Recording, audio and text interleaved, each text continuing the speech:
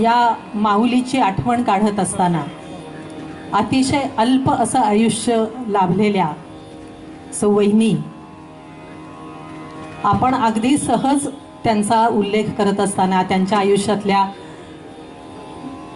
महत्त्वाच्या ठळक अशा घटनांचा उल्लेख करत असताना असं म्हणतो की अतिशय कर्मठ पारंपरिक विचार असणाऱ्या कर्मकांडांचा स्तोम असणाऱ्या घरातून आलेल्या वहिनी कालांतरानं त्यांनी स्वतःच्या विचारांमध्ये बदल घडवून आणला आणि या वसतिगृहामध्ये राहत असणाऱ्या मुलांच्या त्या माता झाल्या. एका वाक्यामध्ये हे सांगून संपत असलं तरी हा त्यांचा जो मानसिक प्रवास झाला असेल त्यावेळेला त्यांची जी मानसिक उलघाल झालेली असेल, कारण त्यांचं लहान वयात लग्न झालेलं असल्यामुळे थोडे दिवस त्या तशा कर्मठ घरात होत्या असं आपल्याला म्हणता येईल. पण ज्या वेळेला त्या अशा कर्मठ घरातून अतिशय प्रोग्रेसिव्ह विचार असणाऱ्या कर्मवीरांसारख्या माणसाच्या पत्नी म्हणून आल्या आणि अतिशय वेगळे विचार त्यांना बघायला मिळायला लागले. आपला पती हा समाजासाठी, समाजाच्या बांधिलकीसाठी, बहुजन समाजाच्या शिक्षणासाठी एवढं काम करतोय, पण त्यांच्या विचारांची वैचारिक क्षमता तेवढी असल्यामुळेच त्या आपल्या विचारांमध्ये एवढा मोठा बदल घडवून आणू शकल्या. त्यांचा हा विचार शेवटच्या क्षणी किती क्रांतिकारी विचारातला हा बदल त्यांचा झालेला होता हे आपल्याला त्यांच्या मृत्यूच्या क्षणात लक्षात आलं की त्यांचा मृत्यूचा दिवस हा गुढीपाडव्याचा आदला दिवस होता आणि त्यावेळेला त्यांनी अण्णांना मृत्यूशय्येवर असताना दोनच गोष्टी सांगितल्या. एक म्हणजे की मला सर्व जाती धर्माच्या मुलांनी खांदा द्यावा आणि माझ्या अंत्ययात्रेत सर्व जाती धर्माच्या मुलांचा समावेश असावा. आणि दुसरी गोष्ट त्यांनी सांगितली की उद्या पाडव्याचा सण आहे, तेव्हा मुलांना गोडधोड खाऊ घालूनच हा सण साजरा करा. त्या म्हणत होत्या, जा बाळांनो करा साजरा, उद्याचा सण पाडवा, त्यातच मजसी गोडवा.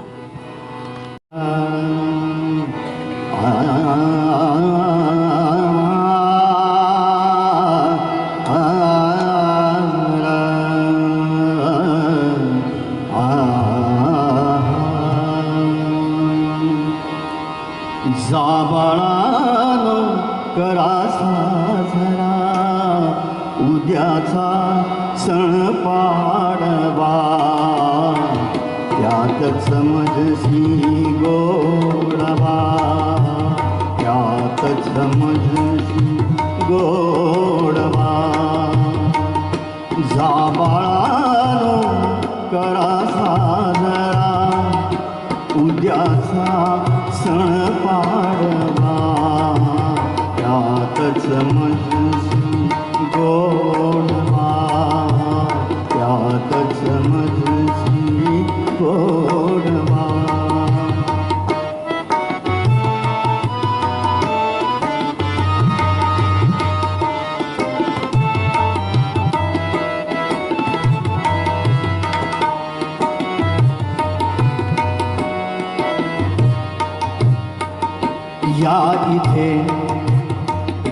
या इथे नेत्री मुलांच्या सांदणे मी वेचिले.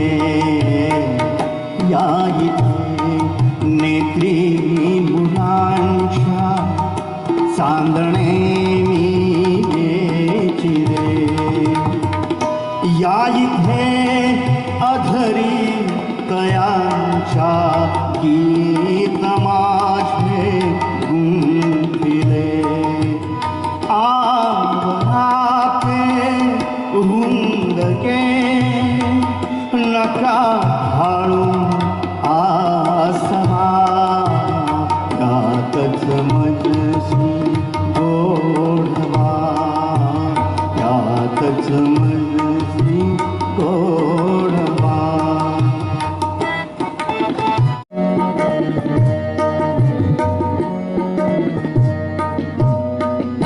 या पथावर चालताना दातरी पोळले अनाथांच्या नाथासवे जीवित माझे जोडले मोह पाशा मधून आता तुम्हीच मजला सोडवा त्यातच मजशी गोडवा त्यातच मजशी गोडवा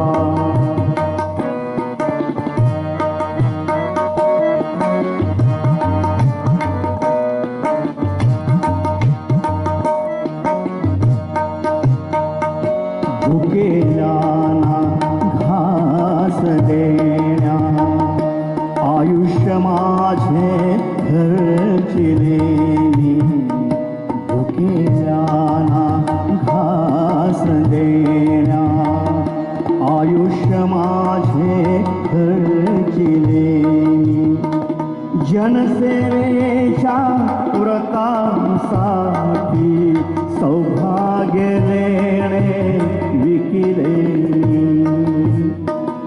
तेजोमय सौभाग्य माझे अहेवपणी मज धाळवा त्यातच मजशी गोडवा त्यातच मजशी गोडवा शोक नका करू मुलानो खांदेकरी व्हावे सर्व धर्म समभावे भेटण्यास यावे शोक नका करू मुलानो खांदेकरी व्हावे सर्व धर्म समभावे भेटण्यास यावे कर्मठांच्या हृदयामध्ये माणुसकी कुणी जागवा त्यातच मजसी गोडवा विधी लिखित आहे ते सुकणार नाही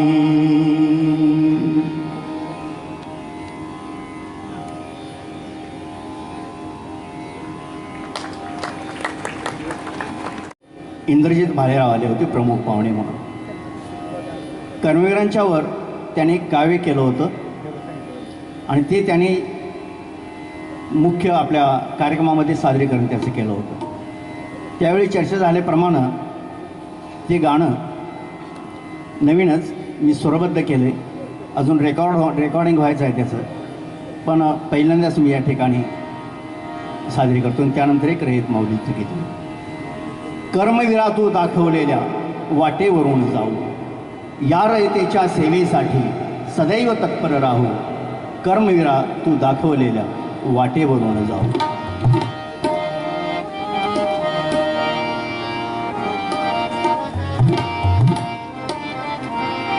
या रयतेच्या सेवेसाठी सदैव तत्पर राहू या रयतेच्या सेवेसाठी सदैव तत्पर राहू कर्मवीरा तू दाखवलेल्या वाटेवरून जाऊ कर्मवीरा तू दाखवलेल्या वाटेवरून जाऊ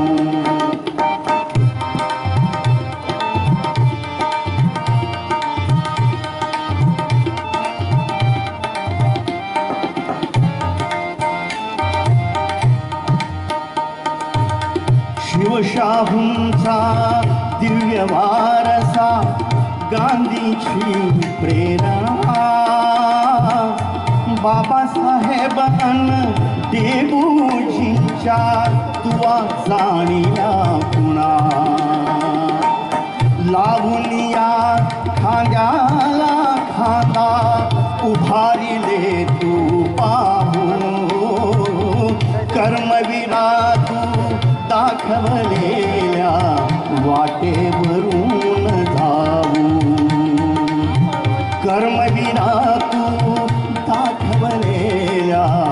वाटेवरून जाऊ.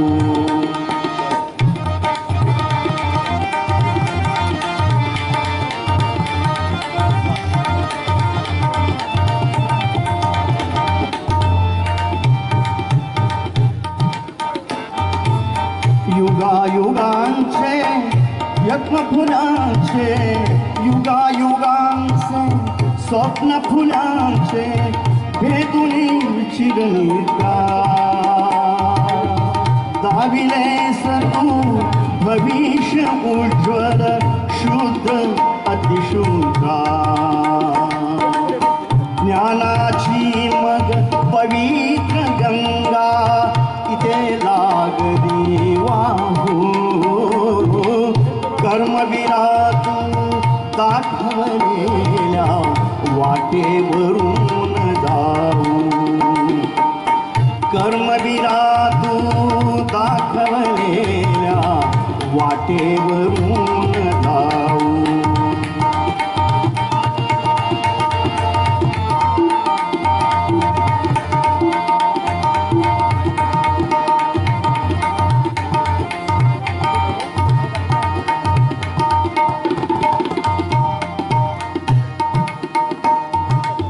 शिकली पोर कमवून काही रानामातली,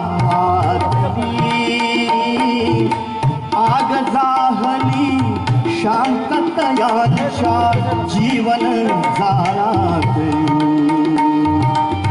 दिली प्रेरणा तूच तयाना जग हे कवेत घेऊ.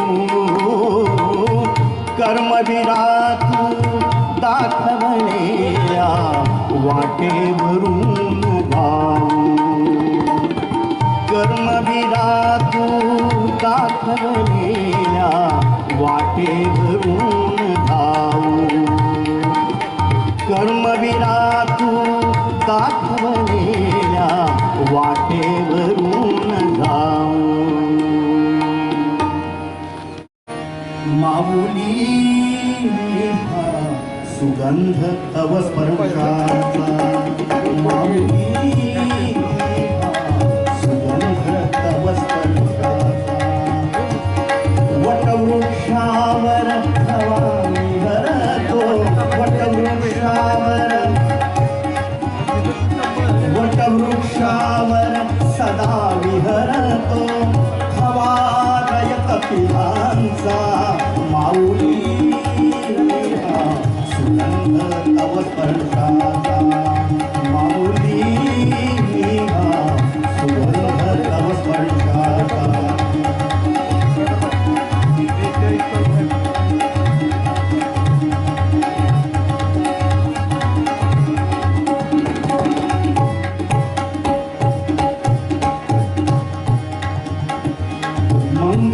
मंगलमातीवरी उमटली लक्ष्मीची पावले. मंगलमातीवरी उमटली, मंगलमातीवरी उमटली लक्ष्मीची पावले. रजकणते भारी लागता मन तृप्त झाले. पिळा प्रयत पंढरीचा, माऊली सुगंध तव स्पर्शाचा. माऊली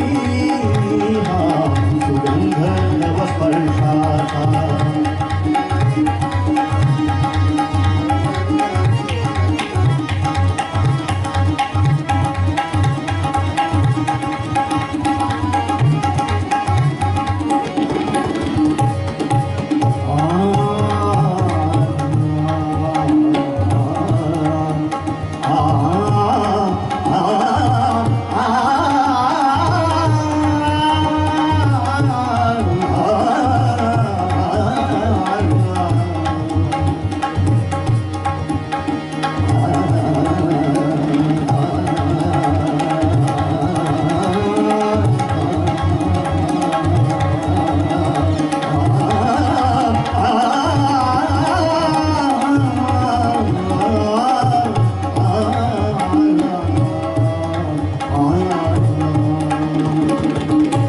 संस्काराचे केंद्र वसतिगृह जिव्हाळ्याचे घरकुल होते संस्काराचे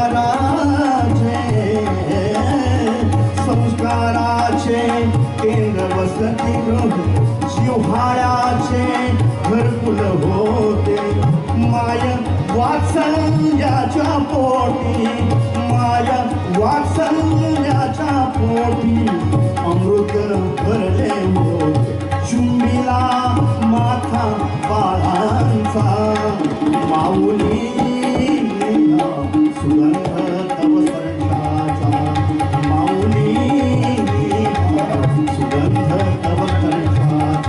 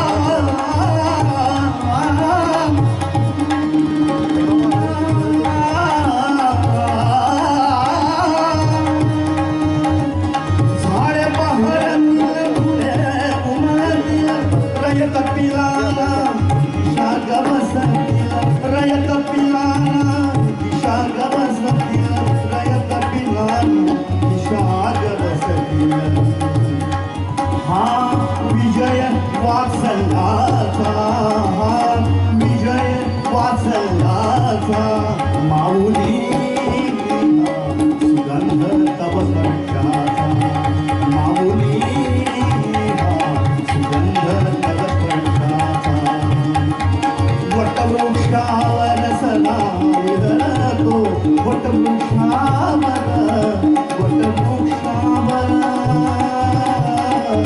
सदा विहरतो वटवृक्षावर सदा विहरतो हवालयत पिलांचा माऊली सुगंध तव स्पर्शाचा माऊली सुगंध तव स्पर्शाचा माऊली सुगंध तव स्पर्शाचा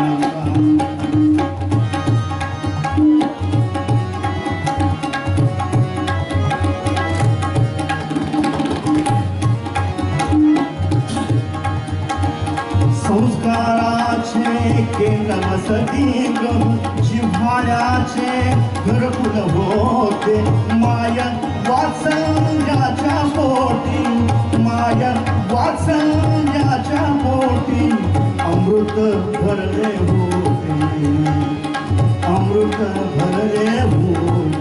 चुंबीला माथा बाळांचा माऊली सुगंध तव स्पर्शाचा माऊली सुगंध तव स्पर्शाचा माऊली सुगंध तव स्पर्शाचा सर्व आजी माजी रयत सेवा बंधू भगिनी विद्यार्थी बंधू भगिनींचे रयत शिक्षण संस्थेच्या वतीने मी मनपूर्वक स्वागत करते. संस्थेचे संस्थापक पद्मभूषण डॉक्टर कर्मवीर भाऊराव पाटील व आदरणीय रयत माऊली सौ लक्ष्मी उघिणी यांच्या प्रतिमेस मान्यवरांच्या हस्ते पुष्पांजली अर्पण होत आहे. आज आपण एका महान स्त्रीच्या स्मृतिदिनानिमित्त एकत्र आलेलो आहोत. त्या म्हणजे रयत शिक्षण संस्थेचे संस्थापक पद्मभूषण डॉक्टर कर्मवीर भाऊराव पाटील यांच्या कार्याला खंबीरपणे साथ देणाऱ्या त्याग कष्ट आणि आयुष्यभर त्यांच्या कार्यात साथ देणाऱ्या रयत माऊली सौ लक्ष्मीबाई भाऊराव पाटील यांच्या 96व्या पुण्यतिथी समारंभाचे अध्यक्ष रयत शिक्षण संस्थेचे संघटक मान्य अनिल पाटील साहेब, आजच्या कार्यक्रमाचे प्रमुख पाहुणे सातारा शहरातील प्रथितयश व्याख्याते सिद्धास्त लेखक व आणि उत्तम प्रशासक आणि आमचे मित्र यशवंत पाटणे साहेब. आमचे मित्र याचा उल्लेख करण्याचं कारण असं आहे की मी कलेक्टर असताना त्यांची माझी फार जवळची मैत्री होती. मी या जिल्ह्याचा कलेक्टर होतो 3 वर्ष. आणि त्यावेळेला यशवंत पाटणे साहेबांची माझी ग्रंथ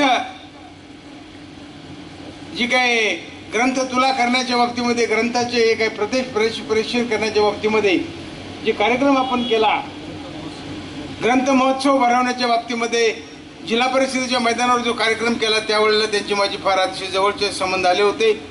आजचे उत्तम प्रशासक म्हणून ज्यांनी कार्य केले असे प्राचार्य यशवंत पाटणे साहेब या कार्यक्रमाच्या निमित्तानं व्यासपीठावर उपस्थित असणारे कायदा सल्लागार मान्य श्री मुल्ला साहेब, कर्मवीर भाऊराव पाटील विद्यापीठाचे कुलगुरू डॉक्टर ज्ञानदेव मस्के साहेब, संस्थेच्या उच्च शिक्षण विभागाचे सहसचिव प्राचार्य शिवलिंग मेनकुदळे, माध्यमिक विभागाचे सहसचिव मान्य बंडू पवार, संस्थेचे ऑडिट विभागाचे सहसचिव प्राचार्य राजेंद्र मोरे, या कार्यक्रमासाठी उपस्थित असणारे सर्व कर्मवीर कुटुंबीय, संस्थेच्या मॅनेजिंग काउन्सिलचे सदस्य, संस्थेच्या जनरल बॉडीचे सदस्य, लाईफ मेंबर, लाईफ वर्कर आणि रयत सेवक बंधू भगिनी आणि विद्यार्थी मित्रांनो, आज आपण रयत माऊली सौ लक्ष्मीबाई भाऊराव पाटील यांच्या 96व्या पुण्यतिथी निमित्त समारंभाच्या निमित्ताने या ठिकाणी एकत्र आलेलो आहोत.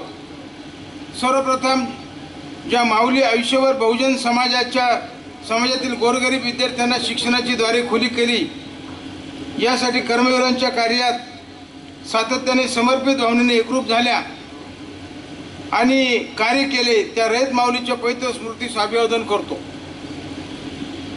मित्रो, कर्मवीर भाऊराव पाटील यांनी महाराष्ट्राच्या सर्वांगीण परिवर्तनासाठी जो शिक्षणाचा यंदेकुंड उभारला, यामध्ये एखाद्या संविधेप्रमाणे आपले संपूर्ण जीवन ज्यांनी समर्पित केले, अशा रयत माऊलीचे आज आपण श्रद्धापूर्वक स्मरण करत आहोत.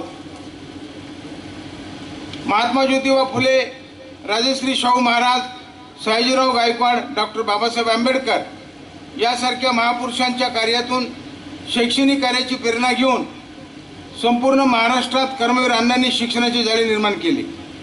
त्यांच्या शैक्षणिक आणि सामाजिक कार्यात एकरूप होऊन सौ लक्ष्मीबाई पाटील यांनी अत्यंत मौलिक असे योगदान दिले आहे. त्यांच्या या त्यागी जीवनाची संस्थेतील प्रत्येक सेवकाला आणि विद्यार्थ्यांना ओळख व्हावी व त्यांचा आदर्श डोळ्यासमोर ठेवून आपण वाटचाल करावी, या हेतूने आजच्या पुण्यतिथी कार्यक्रमाचे आयोजन आपण दरवर्षी करत असतो. वास्तविक पाहता लक्ष्मीबाईचा जन्म हा जैन कुटुंबामध्ये जैन कौटुंबिक वातावरणात झाला.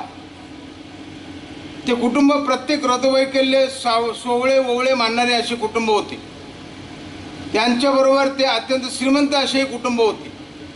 लक्ष्मीबाईंच्या विवाह प्रसंगी त्या काळी शेकडो तोळे सुवर्ण अलंकार लक्ष्मीबाईंच्या अंगावर होते. मात्र त्याचबरोबर सुसंस्कार आणि प्रगल्भ वैचारिकतेचे लेणेही त्यांना मिळाले होते. कर्मवीरांच्या बरोबर विवाह झाल्यानंतर आणि धरणीच्या बागेतील सर्व जाती धर्माच्या मुलांसोबत राहताना लक्ष्मीबाईंना सुरुवातीला थोडे जड गेले. मात्र हळूहळू कर्मचाऱ्यांच्या शैक्षणिक कार्याची महती कळू लागली आणि त्याचा कर्मठपणा कमी झाला. त्या सर्व मुलांच्या मध्ये आपल्यापणाच्या भावनेने मिसळू लागल्या. मातेच्या अंतःकरणाने या गोरगरीब मुलांच्यावर प्रेम करू लागल्या. तेथेच कर्मचाऱ्यांच्या शैक्षणिक कार्याला एक नवी दिशा मिळाली. विवाहप्रसंगी भेट म्हणून मिळालेले सर्व सुवर्ण अलंकार वहिनींनी वसतिगृहातील विद्यार्थ्यांच्या खर्चासाठी एक एक करून देऊन टाकले.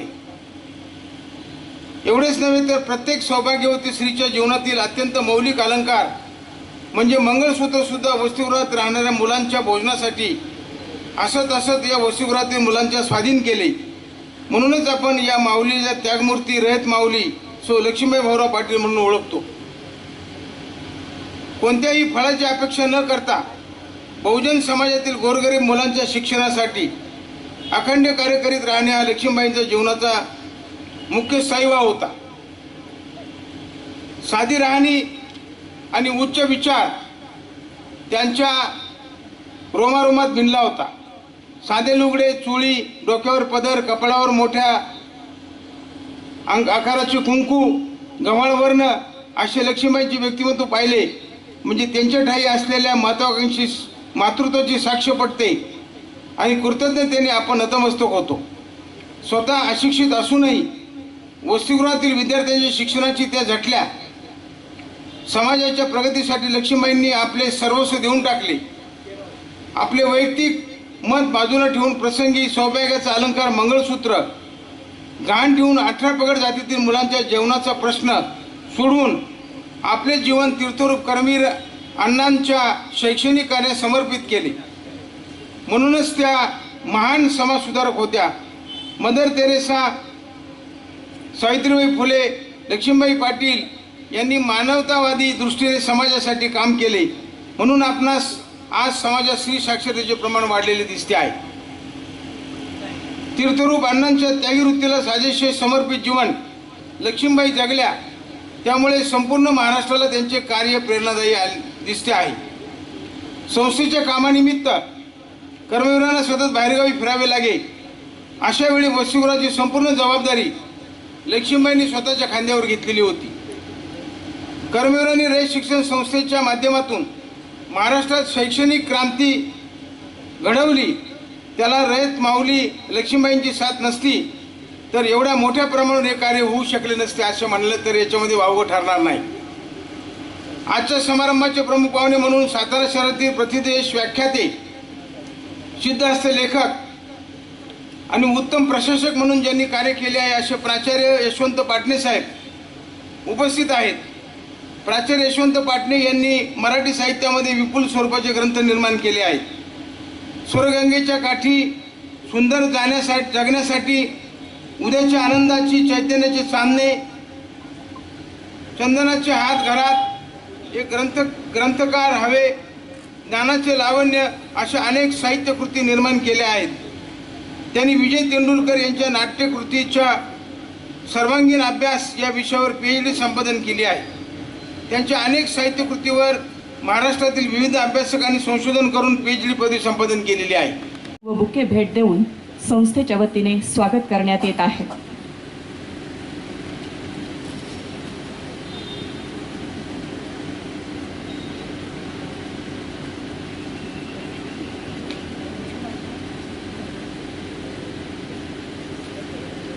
शॉल, सन्मानचिन्ह, बुके व ग्रंथ भेट देऊन आदरणीय डॉक्टर यशवंत पाटणे साहेब यांचे मनपूर्वक स्वागत.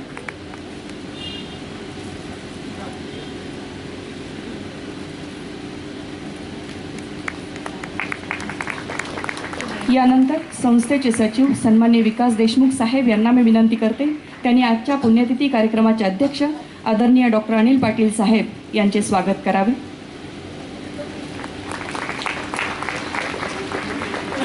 यानंतर संस्थेच्या उच्च शिक्षण विभागाचे सहसचिव सन्माननीय प्रिन्सिपल डॉक्टर शिवलिंग मेणकुदळे साहेब यांना मी विनंती करते त्यांनी संस्थेचे सचिव सन्माननीय विकास देशमुख साहेब यांचे स्वागत करावे.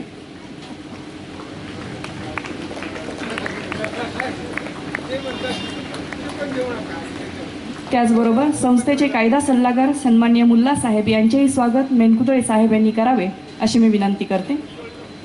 संस्थेचे कायदा सल्लागार ॲडव्होकेट दिलावर साहेब मुल्ला साहेब यांचे मनपूर्वक स्वागत. यानंतर मेणकुदळे साहेब यांनाच मी विनंती करते त्यांनी कर्मवीर भाऊराव पाटील विद्यापीठाचे कुलगुरू सन्मान्य डॉक्टर ज्ञानदेव म्हस्के साहेब यांचेही स्वागत करावे.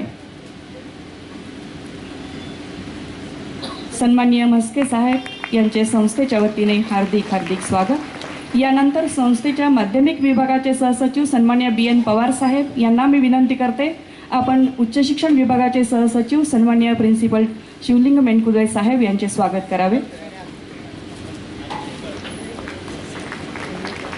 यानंतर पवार साहेब यांनाच मी विनंती करते त्यांनी ऑडिट विभागाचे सहसचिव सन्माननीय राजेंद्र मोरे साहेब यांचे स्वागत करावे.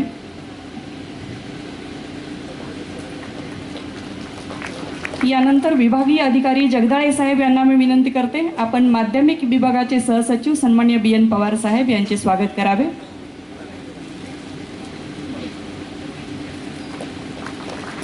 यानंतर दाभाडे साहेब यांना मी विनंती करते आपण जगदाळे साहेबांचे स्वागत करावे.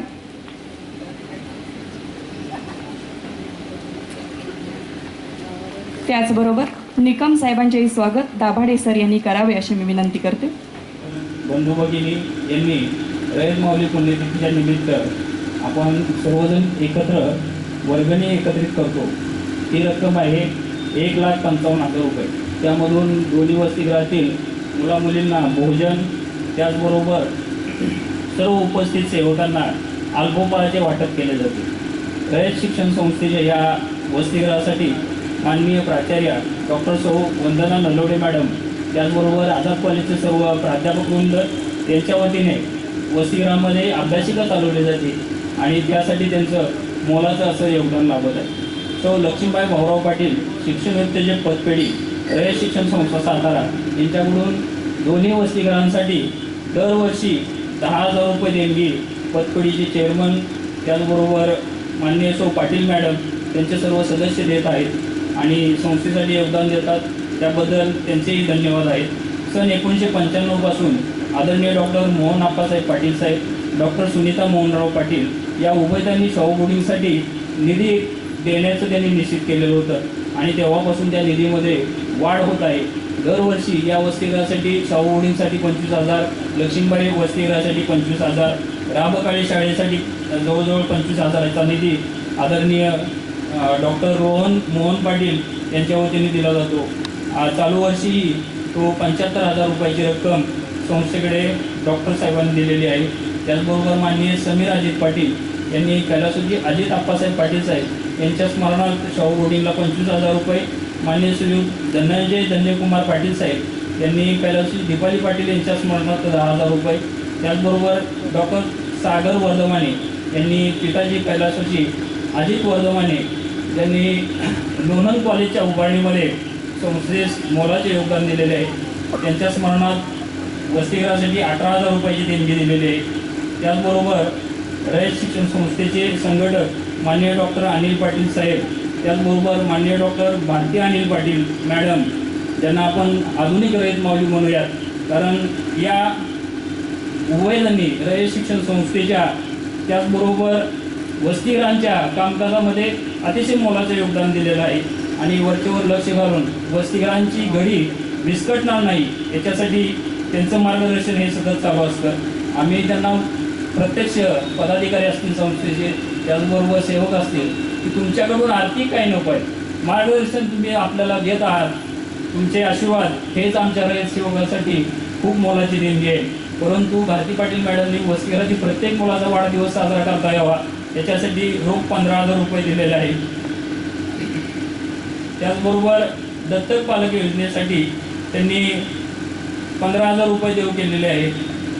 आज आपल्या रयत शिक्षण संस्थेचे सचिव माननीय विकास देशमुख साहेब IAS यांनी डॉक्टर साहेबांच्या प्रेरणेतून दत्तक पालक योजना सुरू केलेली होती आणि सचिव साहेबांच्या मार्गदर्शनाने ही योजना अतिशय उत्तम पद्धतीने सुरू आहे. आदरणीय सचिव साहेबांनी स्वतःपासून त्या योजनेची सुरुवात केली होती. या योजनेसाठी अनेक प्राध्यापक त्याचबरोबर रयत सेवक यांचं योगदान लाभत आहे. सचिव साहेबांनी स्वतः पहिल्या वर्षी 15,000 रुपये दिले होते आणि त्याचबरोबर परवा मीटिंग झाली. त्या मीटिंगमध्ये साहेब म्हणले, अरे गुजरे तू पैसे का मागत नाहीस आणि माझ्याकडून मागून घे, अशी त्यांनी आठवण करून दिली. असे मार्गदर्शक साहेब, आपण संस्थेसाठी वेळ देत आहात, संस्थेसाठी तुमचं मार्गदर्शन लाभत आहे, हेच आमच्यासाठी खूप मोठी देणगी आहे. या योजनेमध्ये चालू वर्षी उच्च शिक्षण विभागाचे सहसचिव प्रिन्सिपल डॉक्टर शिवलिंग कोगळे यांनी 15,000 रुपये दिले. माजी प्राचार्य सौ मंगल श्रीधर पाटील मॅडम, त्यांचे चिरंजीव सचिन श्रीधर पाटील रेडिओलॉजिस्ट पुणे यांनी दरवर्षी 15,000 रुपये देत आहेत, ते चालू वर्षीही दिलेले आहेत. मान्य श्री मनोज भिकन चौधरी साधना आदर्श विद्यालय यांनी 15,000 रुपये दिलेत. मान्य डॉक्टर अण्णा काका पाटील लाईफ मेंबर आहेत, त्यांनी 15,000 रुपये दिलेत. प्रिन्सिपल डॉक्टर सुभाष वाघमारे यांनी 15,000 रुपये दिलेत. रयत शिक्षण संस्थेच्या मध्य विभागाचे सहाय्यक इन्स्पेक्टर NT निकम साहेब यांच्याकडून वसतिगृहाला 15,000 रुपये दिलेत. त्यांच्या चिरंजीवाचं नुकतंच कॅप्टन पदावर निवड झालेली आहे. संस्थेच्या वतीनं त्यांनाही शुभेच्छा आहेत. मान्य श्रीयुत अमोल कोळेकर सर, मुख्याध्यापक राबकाळे यांच्याकडून 15,000 रुपये दिलेले आहेत. आदरणीय डॉक्टर धनंजय एकनाथ बोधे यांच्या स्मरणार्थ दरवर्षी दोन्ही वसतिगृहाला 10,000 रुपये दिले जातात. रयत शिक्षण संस्थेचे या शाहू बोर्डिंगचाच माजी विद्यार्थी जो अण्णासाहेब कल्याणी विद्यालयालाही तो पालक संघामध्ये आहे, त्या विद्यार्थ्याचं संस्थेच्या प्रत्येक शाखांमध्ये योगदान असतं. या वसतिगृहासाठी सुद्धा चालू वर्षी 10,000 रुपयाची सायकल दिलेली आहे. आपल्या मध्य विभागाचे माजी सहाय्यक विभागीय अधिकारी माननीय मनेर साहेब यांनी 5,000 रुपये दिलेले आहेत. त्याचबरोबर नुकतेच निवड झालेले लाईफ वर्कर माननीय श्री विकास काशीनाथ गायकवाड यांनी शिरवळ आदर्श विद्यालयामार्फत 5,000 रुपये दिलेले आहेत. माननीय धनंजय जगन्नाथ पवार सर मुख्याध्यापक सातारा प्रायमरी स्कूल यांच्याकडून 10,000 रुपये दिले. आपल्या रयत शिक्षण संस्थेच्या आणि साईजरावचे माजी रयत सेवक असलेले पंढरनाथ गायकवाड सर यांचे चिरंजीव मान्य श्री जयवंतराव गायकवाड यांच्याकडून 75,000 रुपयाची संस्थेकडे ठेव ठेवलेले. त्याचबरोबर दरवर्षी 10,000 रुपये ते शाहू बोर्डिंगकडे जमा करत आहेत. माननीय सहसचिव BN पवारसाहेब रयत शिक्षण संस्था सातारा यांच्या मार्गदर्शनाने अण्णासाहेब कल्याणी विद्यालयातील इयत्ता 8वीच्या वर्ग शिक्षिका सौ माधुरी जाधव मॅडम यांनी 3,501 रुपये वर्गातील मुलांच्या खाऊची रक्कम त्यांनी शाहू बोर्डिंगला दिलेले. यातील एक विद्यार्थिनी अशी आहे की कुमारी भूमिका यादव, तिने स्वतः 2,501 रुपये असे 6,002 रुपये दिलेले. रयत शिक्षण संस्थेच्या भुईंज माध्यमिक विद्यालयाने जे येथील मुख्याध्यापक आहेत माननीय DP धाणे सर यांनी मुष्टीफंड योजना राबवली होती. भुईंजपासून धान्य कोणतंही भाडं न घेता आपल्या वसतिगृहापर्यंत पोच केलेला आहे 700 किलो. त्याचबरोबर राबकाळे जीवन शिक्षण विद्यालयाने मुष्टीबंद राबवून गहू आणि तांदूळ वसतिगृहात 700 किलो दिलेला आहे. रयत शिक्षण संस्थेची वसतिगृहे ही आपली आत्मा आहे. तीर्थरूप पद्मभूषण डॉक्टर कर्मवीर अण्णा हे नेहमी म्हणत, मला एका व्यक्तीने देणगी देण्यापेक्षा 1-1 रुपया हा सर्वांचा संस्थेसाठी बहुमोल असणार आहे. यामागे सर्वांच्या शैक्षणिक जागृतीसाठी काम करण्यास प्रवृत्त करणे हा त्यांचा उदार होता, हेतू होता. त्याप्रमाणे आज रयत शिक्षण संस्थेचे कामकाज सुरू आहे.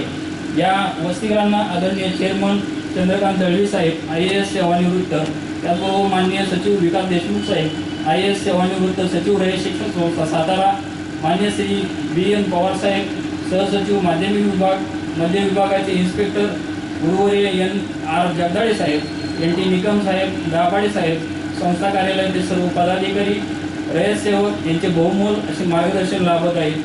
त्याचबरोबर आज एक सामाजिक कार्यकर्ते आणि जिल्हा महिला राष्ट्रवादी काँग्रेसच्या जिल्हा संपर्क प्रमुख आहेत बळीराजा काव्य मंडळ उपाध्यक्ष कुसुमताई गौतम भोसले, त्यांचं 19/12/25 रोजी निधन झालेले आहे. त्यांच्या स्मृतीप्रित्यर्थ सामाजिक कार्यकर्ते बळीराजा काव्य मंडळ सदर बाजार सातारा ते गौतम भोसले यांनी संस्थेसाठी 1,000 रुपये दिलेले आहेत. त्याचबरोबर कला शिक्षकांचंही माननीय कुंभार सर असतील, वालेकर सर असतील यांचं संस्थेच्या विकासात बहुमोल असं योगदान दिलं जात आहे. त्याबद्दल सर्वांचं धन्यवाद. आहे ही देणगी दिल्याबद्दल संस्थेच्या वतीने साहेबराव घाडगे गुरुजी यांचा विशेष सन्मान सत्कार या ठिकाणी संपन्न होतो आहे.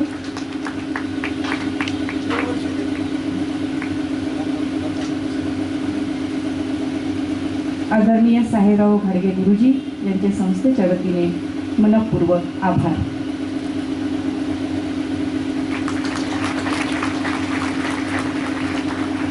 यानंतर मान्य मंगेश अरुण जाधव यांचा सन्मान या ठिकाणी होतो आहे. त्यांनी आपला सन्मान स्वीकारावा अशी मी विनंती करते. आजच्या समारंभाचे अध्यक्ष आदरणीय डॉक्टर अनिल पाटील साहेब यांना मी विनंती करते आपूर्वक सत्कार करण्यात येत आहे. संस्थेच्या वतीने सन्माननीय जाधव मॅडम, सन्माननीय मंगेश जाधव सर यांचे विशेष आभार.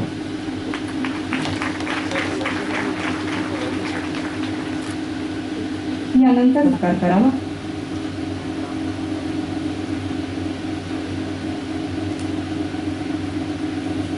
आदरणीय डॉक्टर सागर वर्धमाने सर यांचे संस्थेच्या वतीने विशेष आभार.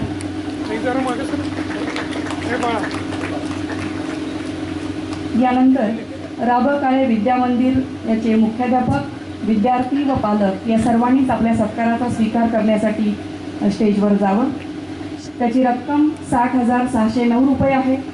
राबकाळे शाळेचे मुख्याध्यापक श्री अमोल कोळेकर हा निधी संस्थेकडे सुपूर्द करतील. मागील 4 वर्षात मिळून एकूण 2,32,000 इतका लक्ष्मी फंड जमा झालेला आहे. या शाळेचे मुख्याध्यापक, विद्यार्थी व पालक यांना विनंती आहे आपण आपला सत्कार स्वीकारावा. मान्यवरांच्या हस्ते यांचा सत्कार या ठिकाणी होतो आहे.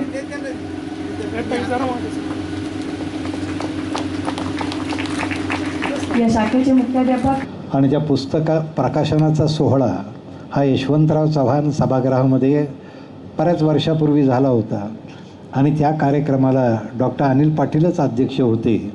आजही 96वी रयत माऊलीची ही पुण्यतिथी आहे. त्यालाही डॉक्टर अनिल पाटीलच हे अध्यक्ष आहेत. त्या पुस्तकाचं नाव लक्ष्मीचं ऋण होतं. मला असं वाटतं की ते ऋण अजून फिटलं नसावं म्हणून पुन्हा नव्यानं मला इथं बोलवलेलं असावं. पण मला मनापासून आनंद वाटतो. पाटीलसाहेब, खरं सांगतो, माझ्या बालपणापासून या परिसरामध्ये मी वावरलो आहे. का कोणास ठाऊक एक वेगळं आकर्षण, कारण माझ्या वडिलांनी तर कर्मवीरांच्या सहवासात अनेक दिवस घालवलेच, परंतु इथून फिरत असताना इथली धनणीची बाग असेल, आम्हाला कळत नव्हतं त्या काळामध्ये आम्ही इथं आजूबाजूला जायचो, राहायचो, वावरायचो. आणि मला हे बागेत शाळा असल्याचं एक वेगळं आकर्षण होतं. मी पाटील साहेबांना सुद्धा विचारलं ही कधीपासूनची शाळा आहे, कारण एक तर रयत माऊलीचं योगदान हे तुम्हा सगळ्यांना माहिती आहे, परंतु आम्ही लहान असताना असं वाटायचं की ह्या बागेतल्या शाळेत आपण गेलं पाहिजे. आणि असं वाटायचं इथं बहुतेक सगळी मुलं घसरगुंडीवरती घसरत शिकतात का काय, कधी कधी झोपड्यावरती शिकतात काय. पण एक बागेचं पहिल्यापासूनचं आकर्षण मला साहेब होतं.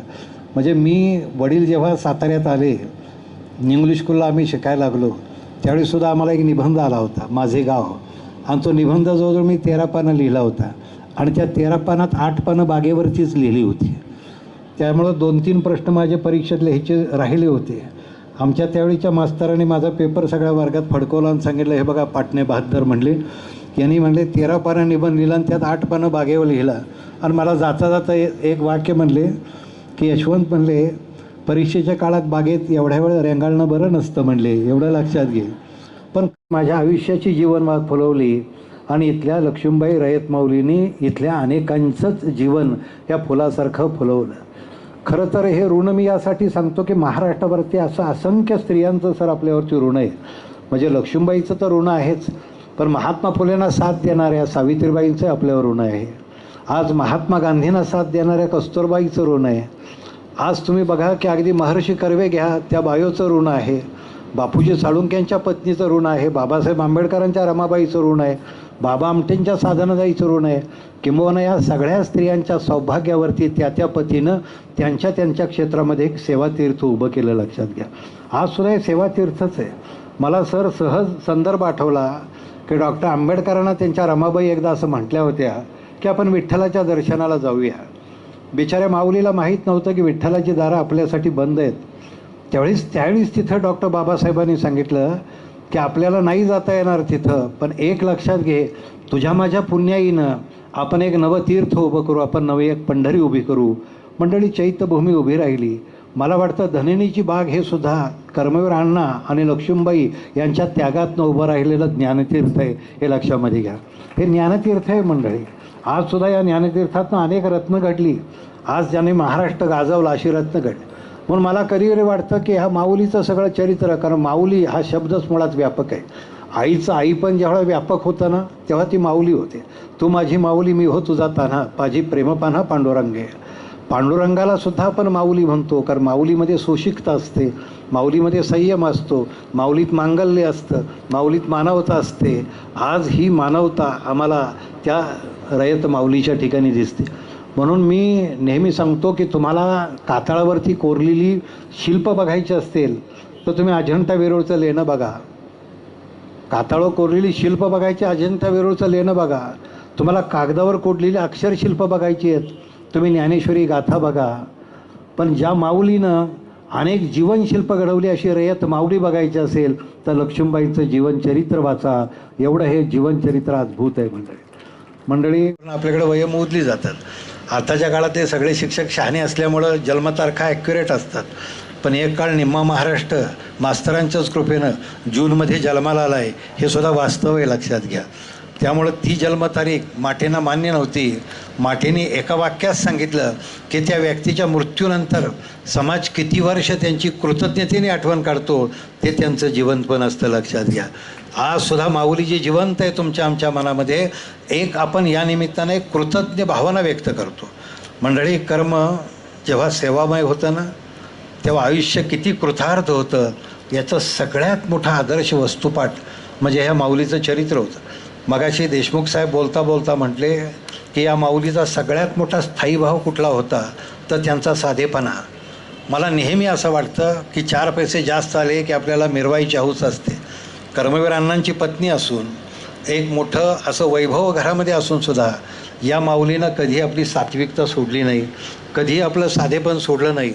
अन्यथा आज आम्हाला साधेपणाची लाज वाटावी अशा पद्धतीची आजूबाजूला माणसं दिसतात आणि प्रचंडपणाचं वेळ माणसाला लागलं आहे. म्हणजे माझी गाडी दाखव, माझा बंगला दाखव, याच्यामध्येच माझं सर्वस्व आणि हेच माझं मोठेपण. मंडळी, या मोठेपणाच्या नादात आपण साधेपणातला आनंद गमावून टाकतो. आजसुद्धा साधेपणात काय सौंदर्य असतं, साधेपणात काय सामर्थ्य असतं, याचं सगळ्यात सुंदर उदाहरण म्हणजे कर्मवीर अण्णा आहेत. आणि रयत माऊली त्यात साध्वी होत्याच, त्याच साध्या होत्याच आणि त्या सज्जनही होत्या. मी गमतीनं कधी कधी म्हणतो की जन्माला येताना प्रत्येक माणूस सज्जन असतो. असं काही जन्माला येताना कोणी दुर्जन म्हणून जन्माला येत नाही. जन्माला येताना प्रत्येक माणूस सज्जन असतो, पण मरताना सज्जन असणं हे त्या व्यक्तीची मोठी पुण्याई असते, लक्षात घ्या.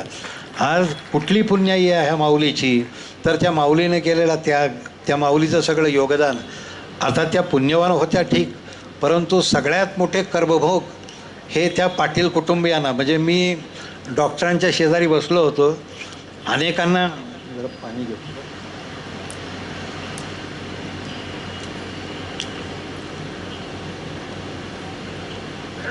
अनेकांनाही माहीत नसेल की किंवा माहिती असेल, आज आपण रयत माऊलीचं कौतुक करतो, अनिलरावांचं कौतुक करतो, सगळ्यांचं, अगदी सुशलाबाईंचं करतो, आप्पासाहेबांचं करतो, पण या कुटुंबाला सुद्धा फार वेदना भोगाव्या लागल्यात. आज सोमवार पेठेमध्ये डॉक्टर राहतात, त्या घराला सुद्धा एक अस्पृश्यतेचा शाप होता, लक्षामध्ये घ्या. म्हणजे अस्पृश्यांची लेकरं आपल्या पंखाखाली घ्यायची आणि त्यांना माया द्यायची, पण हे कुटुंबसुद्धा, त्यातल्या स्त्रियांनासुद्धा कोणी हळदी कुंकानं बोलवत नव्हतं. कारण सगळी जाती धर्माची माणसं तिथं.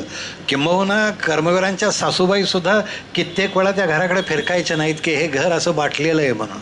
म्हणजे वेदना ह्या सगळीकडेच असतात, पण ह्या माऊलीला त्या लग्नापासूनच्या वेदना आहेत. विचार करा, 100-125 तोळं हे लग्नात दिलं आहे, वाट्याला काय आलं आहे, सोन्यासारखा संसार आलाच नाही. मुळात अण्णा पहिल्यांदा नोकरीला नव्हते.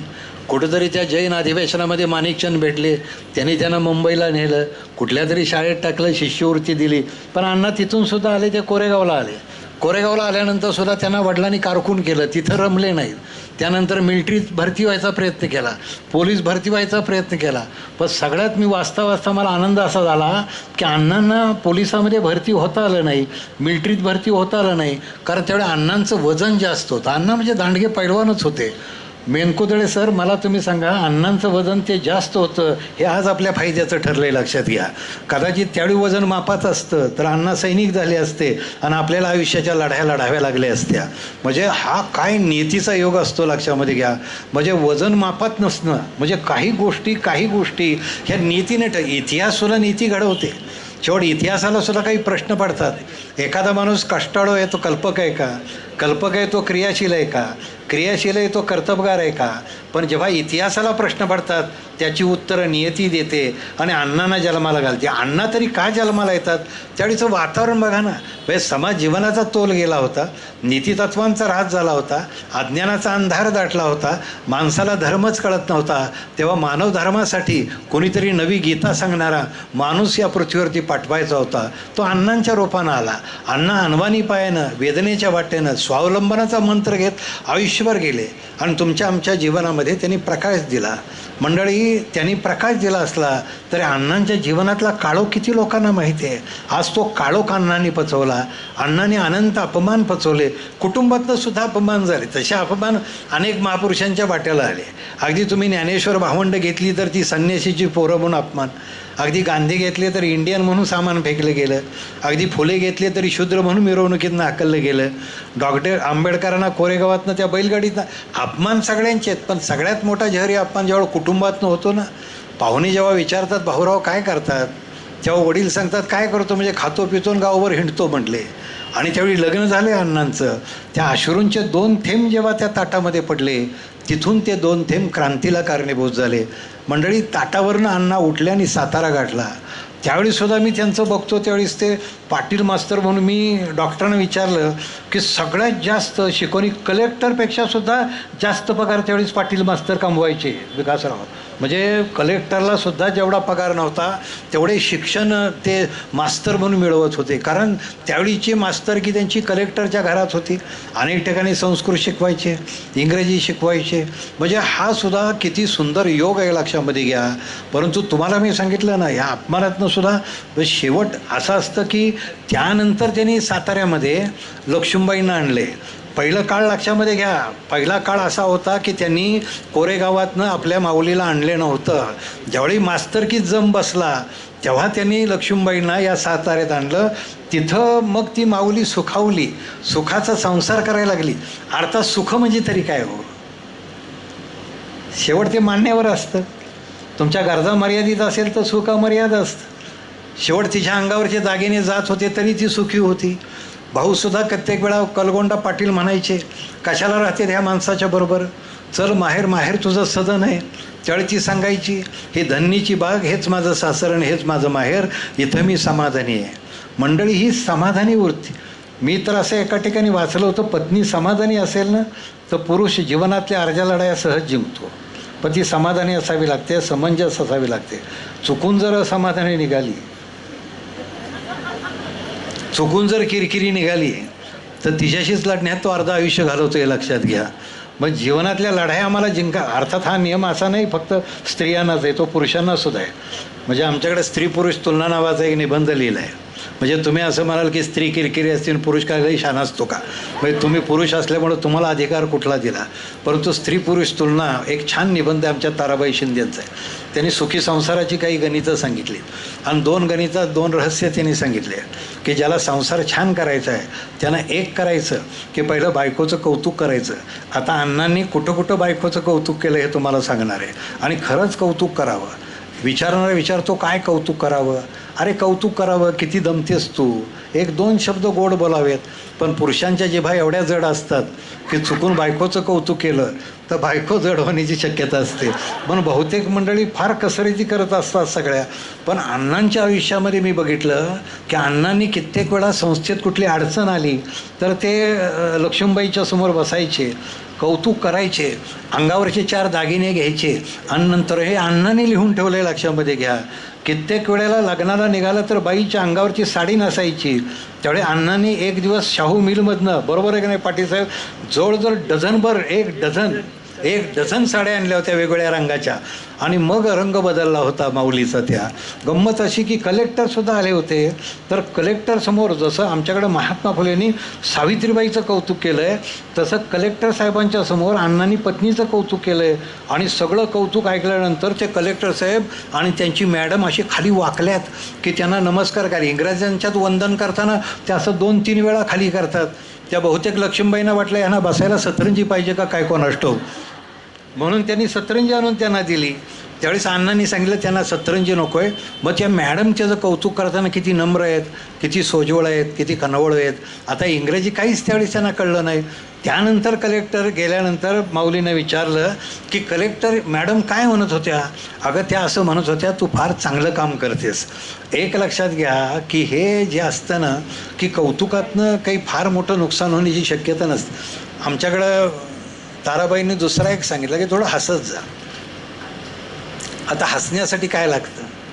मी नेहमी सांगतो की आपण मोठ्या माणसांची जेव्हा चरित्र बघतो ना, फार काही नाही घेता आलं तरी आपल्याला जमेल तेवढं तरी घ्यावं. ताराबाईंनी सांगितलं की आपल्याला सुखाचा संसार करायचा आहे, थोडं हसत जा. आता लोक विचारायतात हसायचं म्हणजे नेमकं, हसायचं म्हणजे काही नसतं. आपण घरात जा, आपण काय करतो, आपण बाहेर ख्याख्या हो हो करतो, पुरुष मंडळींच्या बाबतीत बोलतोय थोडं. आणि घरात जाताना का कोण असतो का राष्ट्राची चिंता असल्यासारखी माणसं जातात. बहुतेक देवेंद्र फडणवीस गेले तर ह्यांनाच मुख्यमंत्री व्हा असं कोण म्हणते का काय, एवढी काही जण टेन्शनमध्ये असतात. मी सांगतो 2 शब्द हसत जा तुम्ही. पहा, तुमच्या चेहऱ्यावर हास्याची पौर्णिमा असेल ना तर घरात चैतन्याचं चांदणं असतं. शेवट ते हास्य असं असतं की ते उपजत असावं, नैसर्गिक असावं. नाहीतर कार्यक्रम झाल्यानंतर घरात उगीच हसत हसत झालं तर बायकोला डाऊट येईल, हे आजच काही येड्यासारखं करते असं. म्हणजे तोही भाग असतो. काही वेळा फारच हसायला लागला तर बायका तोंडाचाही वास घेऊन बघतात, हा बऱ्या परिस्थितीत आहे का. म्हणजे फार हसणं बरं नसतं. परंतु एक आहे, जीवनाचं हसं होऊ नये तर काही तंत्र. मी नेहमी इंग्रजी वाक्य सांगतो आणि जे अण्णांच्या आणि लक्ष्मीबाईंच्या बाबतीमध्ये मला ते where there is a faith there is a love, where there is love there is a peace and there is peace there is a god. प्रेम आणि विश्वास हे सगळ्यात मोठं तुमच्या सुखी संसाराचा मंत्र असतो आणि सुखी संसाराचा पाया असतो. पण हा पायासुद्धा उद्ध्वस्त झाला होता काही काळ.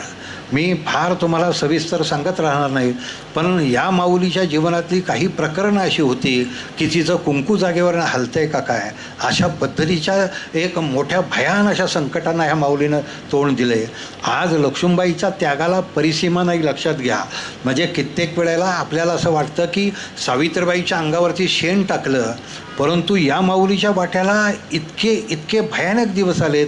जेव्हा डांबर प्रकरण झालं, त्या प्रकरणामध्ये अण्णांना गोवलं गेलं. कोण अण्णासाहेब लट्टे, त्यांचे मागचे काहीतरी वैमनस्य असेल, पण त्याच्याविरुद्ध साक्ष द्यावी देत नाही तर आग लावली गेली एका इमारतीला कुठल्या ह्याला, आणि त्यानंतर अटक केलं गेलं. विचार तुम्ही करा, त्या काळात अण्णांनी हे कशासाठी जगायचं आणि कुणासाठी जगायचं म्हणून कधी रॉकेल पिले, कधी काचा खाल्ल्यात, एकदा तर विहिरीत उडी मारली. नशीब आमचं, जसं मिलिटरीत जाताना वजन कमी होतं तसं त्या विहिरीत पाणी नव्हतं, गाळात अण्णा रुतले. कदाचित अज्ञानाच्या गाळात रुतलेला माणूस वर काढावा ही नियतीची इच्छा असेल, पण किती वेदना लक्षामध्ये घ्या. आणि ह्या प्रत्येक वेदनेच्या बरोबर ही माऊली बरोबर होती, लक्षात घ्या. शेवट पुरुषाच्या आयुष्यात येणारी संकट, जेव्हा त्याला समर्थ साथ देणारी पत्नी असते ना, तेव्हा ती संकटाची नंतर फुलं होत जातात, लक्षात घ्या. पण ती फुलं फार नंतर होतात, त्याच्या अगोदर डोळ्यातनं अश्रूंची फुलं गळत असतात. त्या माऊलीनं हे सगळं सहन केलं, त्यांच्या संगतीत सहन केलं, आणि नियतीनं सुद्धा हे अण्णांना सगळं सहन करायला भाग पडलं, लक्षात घ्या. डांबर प्रकरणानंतर मला डॉक्टर बाबासाहेब आंबेडकरांनी फार एक सुंदर संदर्भ दिला आहे बघा, आणि तो डिमेटर देवीचा दिला आहे. तो इतका सुंदर आहे की ती डिमेटर देवी, तिला एक मूल झालं आणि त्यानंतर ते मूल हरवलं गेलं. ती शेजारच्या राज्यात आपलं मूल कोणी नेलं आहे का, तिला असं कळलं की राजवाड्यात एक राणी बाळांत झालेली आहे. ती बाळांत झाली नाही तर माझं मूल तिच्या कुशीमध्ये आहे आणि ती माझं पळवून नेलेलं मूल आहे. म्हणून त्या देवीनं एका दासीचा वेश घेतला आणि त्या राजवाड्यात गेली. तिनं बघितलं ते मूल होतं. त्या देवीला नंतर त्याच राणीनं दासी केलं. त्या बाईला माहीत होतं हे मूल माझंच आहे आणि उद्याच्या काळातलं हे मूल मला कणखर करायचं आहे. डॉक्टर आंबेडकर सांगतात ती देवी होती, त्या मुलाला घ्यायची, एक जाळ पेटवायची आणि जाळात त्या पोराला टाकायची. जाळानं अंग असं भाजून निघायचं पोराचं, आणि त्यावेळेस बघणाऱ्याला असं वाटायचं ही बाई देवी आहे का ही क्रूर आहे. आणि कोणीतरी राणीला सांगतं की हे मूल जे आहे ते रोज रात्री अशी जाळात फिरवते, आणि ती राणी येते आणि पटकन ते मूल आपल्या ताब्यात घेते. आंबेडकर गोष्ट थांबायचे सांगले, आंबेडकर थांबलेत आणि आंबेडकर म्हणतात की तुम्हा सगळ्यांच्या मनात एक शंका आली असेल की ती देवी किती क्रूर आहे. ती देवी क्रूर नव्हती म्हणले.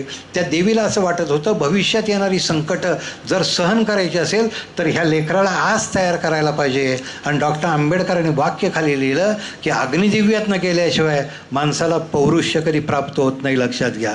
त्या अग्निदिव्यातनं जावं लागतं. अण्णा त्या अग्निदिव्यातनं गेलेत, लक्षात घ्या. आणि अण्णाच गेले नाही तर अण्णांच्या संगतीनं ही माऊलीसुद्धा तो संसार करताना गेले. तिच्या जीवनात कुठले सुखाचे क्षण आहे सांगा. म्हणजे एक तर सवळ्या आवळ्यामध्ये गुंतलेली ही स्त्री आहे, अत्यंत कर्मठ आहे. तिच्या मनात नाही की हे सगळं कशासाठी करायचं, केवळ अण्णांचा एक विचार आपल्याला पुढं न्यायचा आहे. ती पतिनिष्ठा आपल्याला राबवायची. विचार करा की अण्णा कित्येक काळ बेकार व्हायचे. आज डांबर प्रकारानंतर अण्णांच्या हातात काय होतं, अनायसे त्यांना आत्माराम ओगले भेटले, जुने मित्र होते. ते म्हणले अण्णा काय करतोस. अण्णा म्हणले काही करत नाही, मला 2 पैसे मिळवणारी नोकरी दे. अरे माझाच म्हणले ह्या कंदिलाचा कारखाना भिजत चालला आहे आणि तुला काय देऊ. त्यावेळी कंदिलाचा कारखाना म्हणजे नियतीनं सुद्धा अण्णांच्या आयुष्यात काही योग आणलेत बघा. एक कंदील जो प्रकाश देतो तुला उद्याचा प्रकाश द्यायचा आहे, आज हातात कंदील धर. पण अण्णा नाही टिकले तिथंही. मग तिथं कारण तो कारखान्यानंतर कराडला हल्ला, ओगलेवाडी झाली. अण्णा म्हटले मला किर्लोस्कर वाडीतच छान हे वाटतं. लक्ष्मणराव किर्लोस्करांनी अण्णांना घेरलं की हा नांगर छान खपवेल. विचार करा आपल्यावरची जबाबदारी. त्यावेळीस तिथं माऊली पुन्हा एकदा सुखावली. कारण त्या सगळ्या किर्लोस्कर वाडीमध्ये फार छान घर त्यांना मिळालं होतं आणि घराशेजारी प्रबोधनकार ठाकरे होते, लक्षात घ्या. आणि अण्णांची त्यांची फार जाम मैत्री होती. दोघंही एकाच स्वभावाचे होते, दोघंही बंडखोर होते, दोघंही सत्यशोधक होते. किंबहुना आपल्याला माहीत नसेल त्या काळामध्ये देवळांचा धर्म, धर्माची देवळं असा एक ग्रंथ त्यावेळीसुद्धा प्रबोधनकारांनी लिहिला होता. आणि गंमत अशी, तुम्ही जर आज तो ग्रंथ वाचलात म्हणजे अण्णांचे विचार हे एवढे बंडखोर का झाले किंवा अण्णा सत्यशोधक का होत गेले. काही वेळा काही संस्कार म्हणजे उपजत अण्णांच्याकडं शिक्षण प्रसाराचं ध्येय होतंच. मग ते ओगलेंच्याकडं असू द्या, किर्लोस्करांच्या असू द्या, नाहीतर कुपरकडं असू द्या, होतंच त्यांच्या डोक्यामध्ये शिक्षण प्रसाराचं. पण हे जे सत्यशोधकी वेळ जे आहे, कारण त्यावेळी जो ग्रंथ लिहिला होता त्या ग्रंथात ठाकरेंनी फार सुंदर वाक्य लिहिलं आहे. ठाकरेंनी असं लिहिलं आहे की डॉक्टर पंजाबराव देशमुख यांनी एक बिल मांडलं होतं, देवस्थान बिल.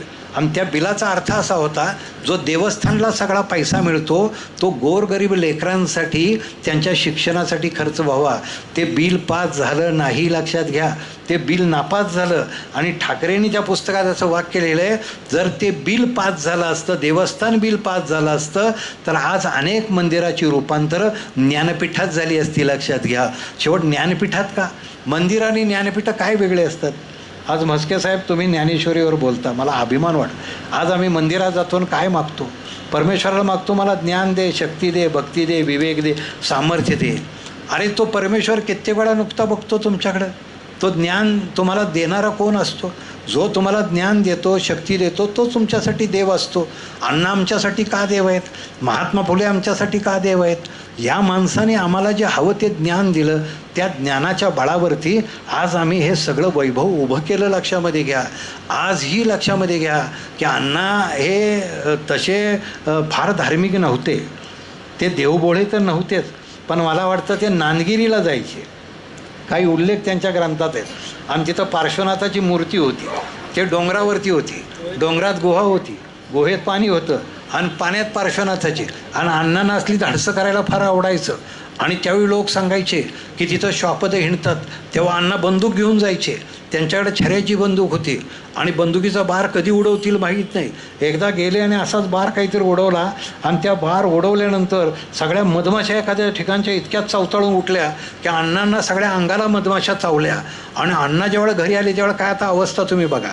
म्हणजे काही वेळा कसं असतं की ही म्हणजे जसं बाबा म्हणतेचं मी वाचतो, बाबा म्हणते लग्नाच्या अगोदर साधनाता यांच्याकडे गेले, आपले राहिले तिथं सासूरवाडीत. रात्री चोर आला, खडबड काहीतरी केलं, ह्यांच्यातला बंडोकर फाना. त्यावेळी बाबा आमटेचा जागा झाला आणि बाबा आमटेने चोराच्या वरून दुसऱ्या मजल्यावर राहत होते, तिथून खाली उडी मारली. चोर खालनं सटकला आणि बाबा आमटे तोंडावर पडले, सगळं बँडेज झालं. त्यावेळेस साधनाता यांच्या वडिलांनी सांगितलं, ह्याच्या तोंडावरची बँडेज काढल्यानंतर हा माणसासारखा दिसेल, ह्याची गॅरंटी फार कमी आहे. म्हटले तुला लग्न करायचं आहे का? तेव्हा साधनाताई म्हटल्या, त्यांच्या अंगावरची एक एक जखम ही माझ्यासाठी अलंकार आहे, लक्षात घ्या, करीन तर याच्याशीच लग्न करीन. जीवनामध्ये काही असं सोसावं लागतं. जेव्हा त्या लक्ष्मीबाईंनी हे फुटलेलं तोंड आणि फुटलेलं शरीर बघितलं तेव्हा त्यांनी ठाकरेंना बोलवलं, ठाकरेंनी डॉक्टरांना बोलवलं, त्यानंतर इलाज झाले, त्यानंतर ते काटे काढणे हा कार्यक्रम. म्हणजे अण्णांच्या आयुष्यात अनेक असे काटे आले होते, पण मधमाशीचे सुद्धा काटे आले होते, लक्षामध्ये घ्या. ते काटे काढल्यानंतर मग अण्णा पूर्वावस्थेत आले आणि लक्ष्मीबाई म्हटल्या की तुम्ही भाऊजी माझ्या कपाळावरचं सौभाग्य तुम्ही वाचवलं.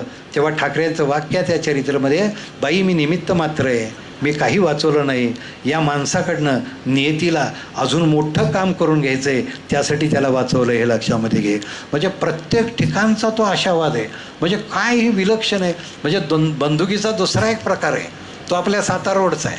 त्यावेळी कोपरांच्याकडे जे होते धनजीशा कोपर, त्याने आम्हीच दाखवलं होतं, नांगर करता करता तुला छानपैकी आम्ही शिक्षण प्रसाराला, म्हणजे शेवटच्या काळात तर तुला पाहिजे तेवढे पैसे देतो, पण तू कुपर सोडायची नाहीस म्हटले. परंतु त्यांचं भांडण कुठं होतं की 25 रुपयाचा नांगर कुपर 125ला विकायचे. आणि त्यावेळी अण्णांची इच्छा होती 25चा नांगर जास्तीत जास्त तुम्ही ठीक आहे ना 50पर्यंत, पण अण्णांनी भांडून तो 38वर आणला. त्याचा रागही त्यांच्याकडे होता. अर्थात त्यांचं नंतरचंही काम मोठं असेल, पण एक गंमत अशी, हा जो संघर्ष त्यातनं पेटत गेला, त्यातनं अण्णांनी त्या कुपरमधनं सुद्धा ते बाजूला गेले. पण त्यावेळीस एक प्रसंग असा घडला होता की ते बंदूक घेऊन त्यांच्या अंगावरती गेले होते. आता बंदूक घेऊन अण्णा घरातनं बाहेर पडलेत, ते कुपरांच्या दिशेनं गेलेत. या माऊलीकडे ताकद नव्हती त्यांना थांबवण्याची. परत शेजार धर्म, परत ठाकरेंच्याकडे गेल्या. बघा माणूस आमचा चवतळून तिकडे गेला आहे.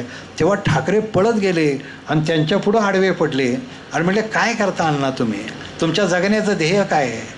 तुमच्या आयुष्याचं काय वैशिष्ट्य आहे, अहो तुमच्या मनामधली ज्योत कुठली आहे. तेव्हा अण्णा पुन्हा आले, शांत झाले आणि अण्णांच्या लक्षामध्ये आलं की हे प्रांतच आपला नाही. काही योग येतात, काही वेळा काही संधी येते. त्यावेळेस कसं त्या कराडला सत्यशोधक समाजाचं अधिवेशन होतं आणि एकमेकाची नाळ या कर्मवीरांची आणि ठाकरेंची अशी आतून सत्याच्या बाबतीत जुळली होती. आणि अण्णांना एक सत्य कळलं होतं, या माझ्या महाराष्ट्रातल्या जर गरिबीचं, दारिद्र्याचं, दुःखाचं, अंधश्रद्धेचं कारण काय असेल तर त्याच्यामागचं सत्य एकच आहे की शिक्षणाचा अभाव. आणि मला शिक्षण हे लोकांना दिलं पाहिजे. विचार तुम्ही करा, त्या काळामध्ये हा सत्याचा शोध घेणारा सत्यशोधक, खरं सांगू अण्णा नेहमी असं वाटायचं मी झगडत गेलो तर एक दिवस माझ्या बहुजन समाजाचा विजय होईल, सत्याचा विजय होईल. कारण त्यांचं एक मर्मवाक्यच होतं की सत्यमेव जयते. पण मी खरं सांगू तुम्हाला, आज सत्याचा विजय होतो का हो? आज सत्य साशंक्य झाले, इतकं साशंक्य झालं आहे की सत्याचा विजय होतो का माहीत नाही, पण जे विजयी होतं त्याला सत्य म्हणावं लागतं. जे काही असू द्या, म्हणजे हा किती मोठा आज सत्याची शोकांतिका आहे सांगा. म्हणजे मी गांधींच्या जयंतीला एकदा सत्य आणि भ्रम याच्यावर बोलत होतो. मी अनेक वेळा सांगतो. आणि मी सत्य कसं सत्य असतं, काही वेळा सत्य कसं भ्रम असतं. जसं मृगजळ हे पाणी नसतं, तो पाण्याचा भ्रम असतो, तसं सत्यसुद्धा भ्रम असतं. म्हणून सत्य आणि भ्रम याच्यावरती अर्धा तास बोललो. आणि त्यानंतर समोरच्या लोकांना विचारलं, तुम्हाला कळलं का सत्य म्हणजे काय आणि भ्रम म्हणजे काय? एकानं हात वर केला आणि त्यानं सांगितलं कळलं. बेटा काय कळलं तुला? मला अर्धा तास तुम्ही बोलला, हे सत्यच होतं, फक्त आम्हाला समजलं, असं जे तुम्हाला वाटतंय तो भ्रम आहे फक्त म्हणला. तुम्ही मला सांगा की आता असा भ्रम जर बाजूला करायचा आहे तर ज्ञानासारखं दुसरं कुठलं साधन आहे? म्हणून अण्णा नेहमी सांगायचे की मानवी जीवनातला भ्रम जर दूर करायचा असेल तर शिक्षणाशिवाय उपाय नाही. अरे जे काम आमच्या फुलेंनी केलं, आज गाडगेबाबासुद्धा सत्यशोधकच होते. म्हणजे अण्णांच्या त्या भेटीमध्ये कित्येक वेळा मी गांधी आलेले पाहिलेत. तिथं गाडगेबाबांचं, महर्षी विठ्ठलरामजी शिंदे, आचार्य आत्रे, कितीतरी माणसं अण्णांच्या पायाशी येत होती. आता शेवट अण्णांचं काम जेव्हा हे सुरू झालं, जेव्हा शैक्षणिक काम सुरू झालं, कारण काल्याच्या मातीमध्ये त्यांनी जी गर्जना केली की बहुजन समाज जर आमच्या शिक्षणापासनं, ज्ञानापासनं वंचित राहिला तर येणाऱ्या पिढ्या आर्थिक आणि बौद्धिकदृष्ट्या दुबळ्या होतील. आणि जर त्या दुबळ्या करायच्या नसतील, दुबळ्या व्हायच्या नसतील तर मला एखादी शिक्षणाची गंगोत्री सुरू केली पाहिजे. आणि काल्याच्या मातीमध्ये एक नाव त्या संस्थेला रयत मिळालं. संस्था अगोदरच जन्माला आली होती, लक्षात घ्या. अण्णा अशा काळात लढत होते ज्या काळात देश स्वातंत्र्यासाठी लढत होता, लक्षात घ्या. त्यावेळेस अण्णा अज्ञानाच्या अंधाराविरुद्ध लढत होते. असं नाही की अण्णांच्या मनात मधनं उबळ यायचीच की आपण स्वातंत्र्यासाठी लढावे. तोही प्रसंग मला कधी कधी दिसतो की ते कामिरीला गेले, पाऊस बाता पडला, अण्णांचा सत्याग्रह सगळा मावळला. पण जाताना माऊली एकच म्हणली, लक्ष्मीबाई म्हणल्या की हे जे तुम्ही स्वातंत्र्यासाठी लढायला हरकत नाही, लोक आहेत आपल्याकडं, आपण सैनिकांना बळ देऊ. पण इथं जी गोरगरिबाची लेकरं तुम्ही आणली आहेत, जाती धर्मातली वेगवेगळी लेकरं आणली आहेत, यांचं पालनपोषण कोण करणार आहे? यांच्या भविष्याचा प्रश्न कोण सोडवणार आहे? उद्याच्याला तुम्ही स्वातंत्र्य लढ्यामध्ये सहभागी झाला, हे लेकरं सगळी पारतंत्र्यात जातील. म्हणले त्यांच्याकडे कधीतरी बघा. आणि अण्णांच्या जीवनामध्ये सगळ्यात मोठा कळीचा मुद्दा हाच होता की मला गोरगरीब लेकरांच्यातनं उद्याची रत्न घडवायचे. कारण त्यांनी ते दुःखाचं कारण ओळखलं. पहा तुम्ही, मी कधी कधी त्या तुमच्या मॅथ्यूनच्या पुस्तकात एक फार छान उल्लेख आहे बघा, बुकर टी वॉशिंग्टनचा आहे.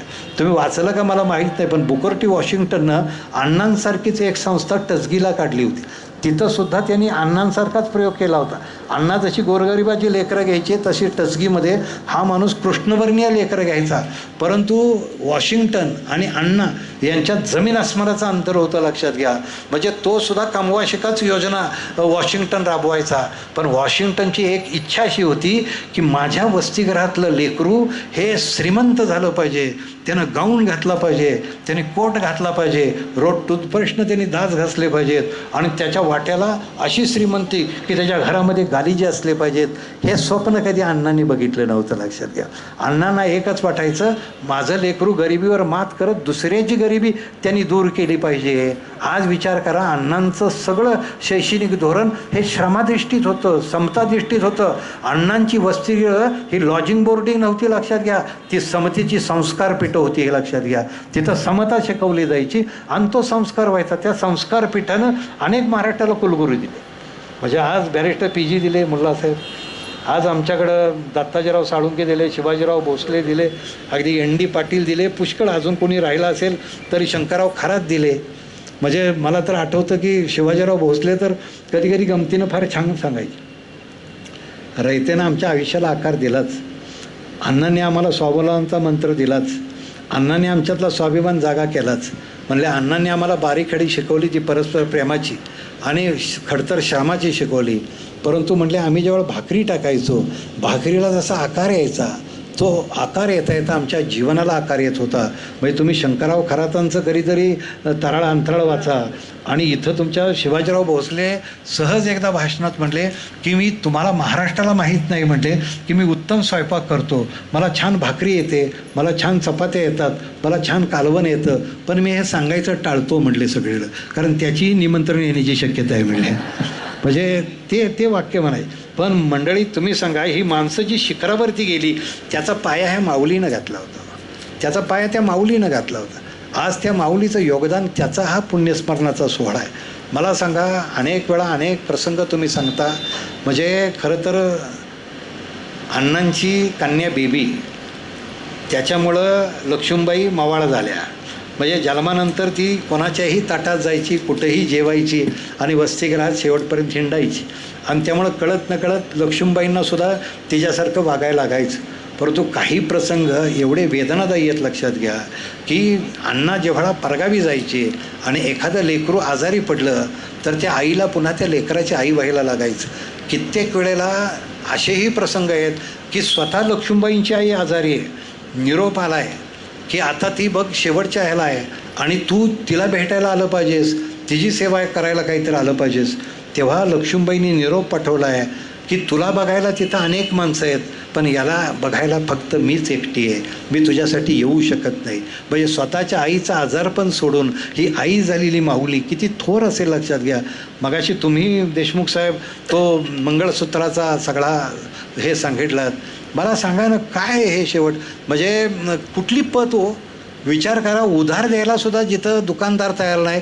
आज कर्मवीर अण्णांचं नाव झालं आहे, आम्ही त्यांना नमन करतो, वंदन करतो, पण गावातला दुकानदारसुद्धा अण्णांना उधारीवर देत नाही.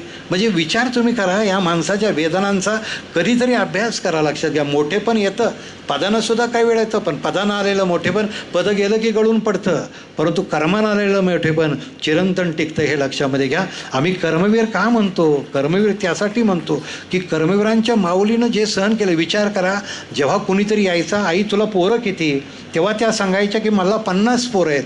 हे लक्षामध्ये घ्या. शेवट असा आहे की माऊली हे सुद्धा पदच आहे. आज पदंसुद्धा कर्तृत्वानंच मिळतात, तशी मिळत नाहीत. परंतु ती माऊली सांगते मला 50 पोरं आहेत. ही 50 पोरांची माऊली होती. ज्यावेळी पोरं उपाशी आहेत, त्यांना खायला अन्न नाही आहे, आज काय अवस्था झाली असेल विचार तुम्ही करा. म्हणजे महाराष्ट्रामध्ये यशवंतराव चव्हाणांचं नातं या संस्थेशी जुळलं. आज विचार करा की यशवंतरावांची आईसुद्धा अशीच होती, तीसुद्धा काही फार वेगळी नव्हती. म्हणजे ही जी मोठी मोठी माणसं घडली ना, याच्या पाठीमागं ही या माऊलींचा फार मोठा वाटा आहे. तिथंसुद्धा तिनं आपलं मंगळसूत्र दिलं, तुम्ही म्हटला तसं तो दिवस तिनं केला असेल. परंतु त्या दागिन्यातनं संस्थेनं किती दागिने घडवले लक्षात. मला त्या डॉक्टर कलामांचा प्रसंग आठवतो, फार सुंदर प्रसंग आहे. मी मुद्दाम तुम्हाला आवर्जून सांगतो. म्हणजे दारिद्र्य काय असतं. कलामांनी चिंचोकी विकलीत, वर्तमानपत्राचे गठ्ठे टाकलेत, घरामध्ये 18-20 दारिद्र्य होतं, वडील तर सगळ्यात गरीब, आणि त्यात म्हटले मला अभियांत्रिकेला प्रवेश मिळाला मद्रासला, घरामध्ये पैसे नाहीत म्हटले, आणि प्रवेश मिळाला याचा आनंद साजरा करावा का पैसे नाहीत याचं दुःख साजरं करावं. म्हणून आम्ही रडायला लागले, म्हणून आब्बा रडायला लागला. आणि त्यावेळी लग्न झालेली बहीण दारामध्ये आली आणि ती विचारते जोहरा की आम्ही तू का रडतेस, आब्बा का रडतो. तेव्हा आम्ही सांगते अगं अब्दुल आपला हुशार आहे, पण घरात पैसे कुठे आहेत म्हटले, त्याला द्यायची फी म्हटलं तर. तसं त्या बहिणीनं ते दागिने काढले आणि समोर ठेवले. हे दागिने घ्या, हे बँकेत ठेवा, हे गहाण ठेवा, नाहीतर हे विकून टाका, पण इथून ज्ञानाची नवी वाट निघाली पाहिजे, तुम्ही विका. ते दागिने जे आहेत मंडळी, अशा दागिन्यावरती बाबासाहेबसुद्धा शिकलेत बहिणीच्या. अशा दागिन्यावरती रवींद्रनाथांनी शांतिनिकेतन उभं केलं, अशाच दागिन्यावरती रयत उभी राहिली आहे. पण तिथं जे वाक्य बोलतात डॉक्टर कलाम ते माझ्या काळजाला जास्त भिडलं. म्हणजे मी पुस्तकामध्ये सर या मुद्दाम मी तुमच्या गोष्टी नाट्यसंस्काराच्या घेऊन आलो आहे. सौभाग्याचं लेणं असा मी माऊलीवरती लेखलेलं आहे. आता 1-2 दिवस झाले प्रकाशित झालं पुस्तक, 2 दिवस झालं प्रकाशित झालं, पण ही डोक्यावरती घेऊन मी हिंडतो. शब्द वाऱ्यावरती उडून जातात. म्हणून पुस्तक असेल घरापर्यंत जातं, सौभाग्य लेणं आपल्याला समजतं. तिथं डॉक्टर कलाम सांगतात मी पुष्कळ शिकेन, पुष्कळ मोठा होईन, इतका मोठा होईन की या दागिन्यात भर घालून तुला मी आणखी दागिने देईन. तेव्हा माझी बहीण जवळ आली, कानाखाली चापट मारली, अब्दुल पुष्कळ शिक, पुष्कळ मोठा हो, पण या दागिन्यात भर घालून तुला आणखी दागिने द्यावे. म्हणून ह्या वेड्या बहिणीने दागिने दिले नाहीत, तर तुझ्यासारखा गुणवान मुलगा हा भारत मातेच्या गळ्यातला दागिना व्हावा ही माझी इच्छा आहे. म्हणजे अरे त्या माऊलीनं ते दागिने दिले, त्यातनं हे दागिने घडले ना. म्हणून लक्ष्मीबाई ह्या काही केवळ आप्पासाहेबांच्याच आई नव्हत्या, तर त्या आई ज्या होत्या त्या सगळ्यांच्या आई होत्या. लक्षात घ्या, त्या आई पण इतकं व्यापक होतं ते माऊलीपर्यंत गेले, लक्षामध्ये घ्या. आणि म्हणून आजसुद्धा आपण ज्यावेळी बघतो ना, त्यावेळेस तो शेवटचा प्रसंग संभाजीराव तुमच्या पत्नीनं फार छानपणे ते सांगत होती आणि तुम्ही गात होता. माझ्या डोळ्यात पाणी आलं होतं खरं सांगतो. काय विलक्षण तो प्रसंग असेल, काय विलक्षण असेल. म्हणजे तुम्ही कल्पना करा या परिसरात तुम्ही आहात. ती माऊली 3ऱ्या बाळाला जन्म देते, 4था असेल मला वाटते, हो 4थं, हो, कारण 1 तिसरं अपत्य गेलंच होतं. 4था अप्याच्याला जन्म देते. अण्णा घरामध्ये नाही आहेत, दिवस भरले आहेत, कळा सगळ्या येत आहेत.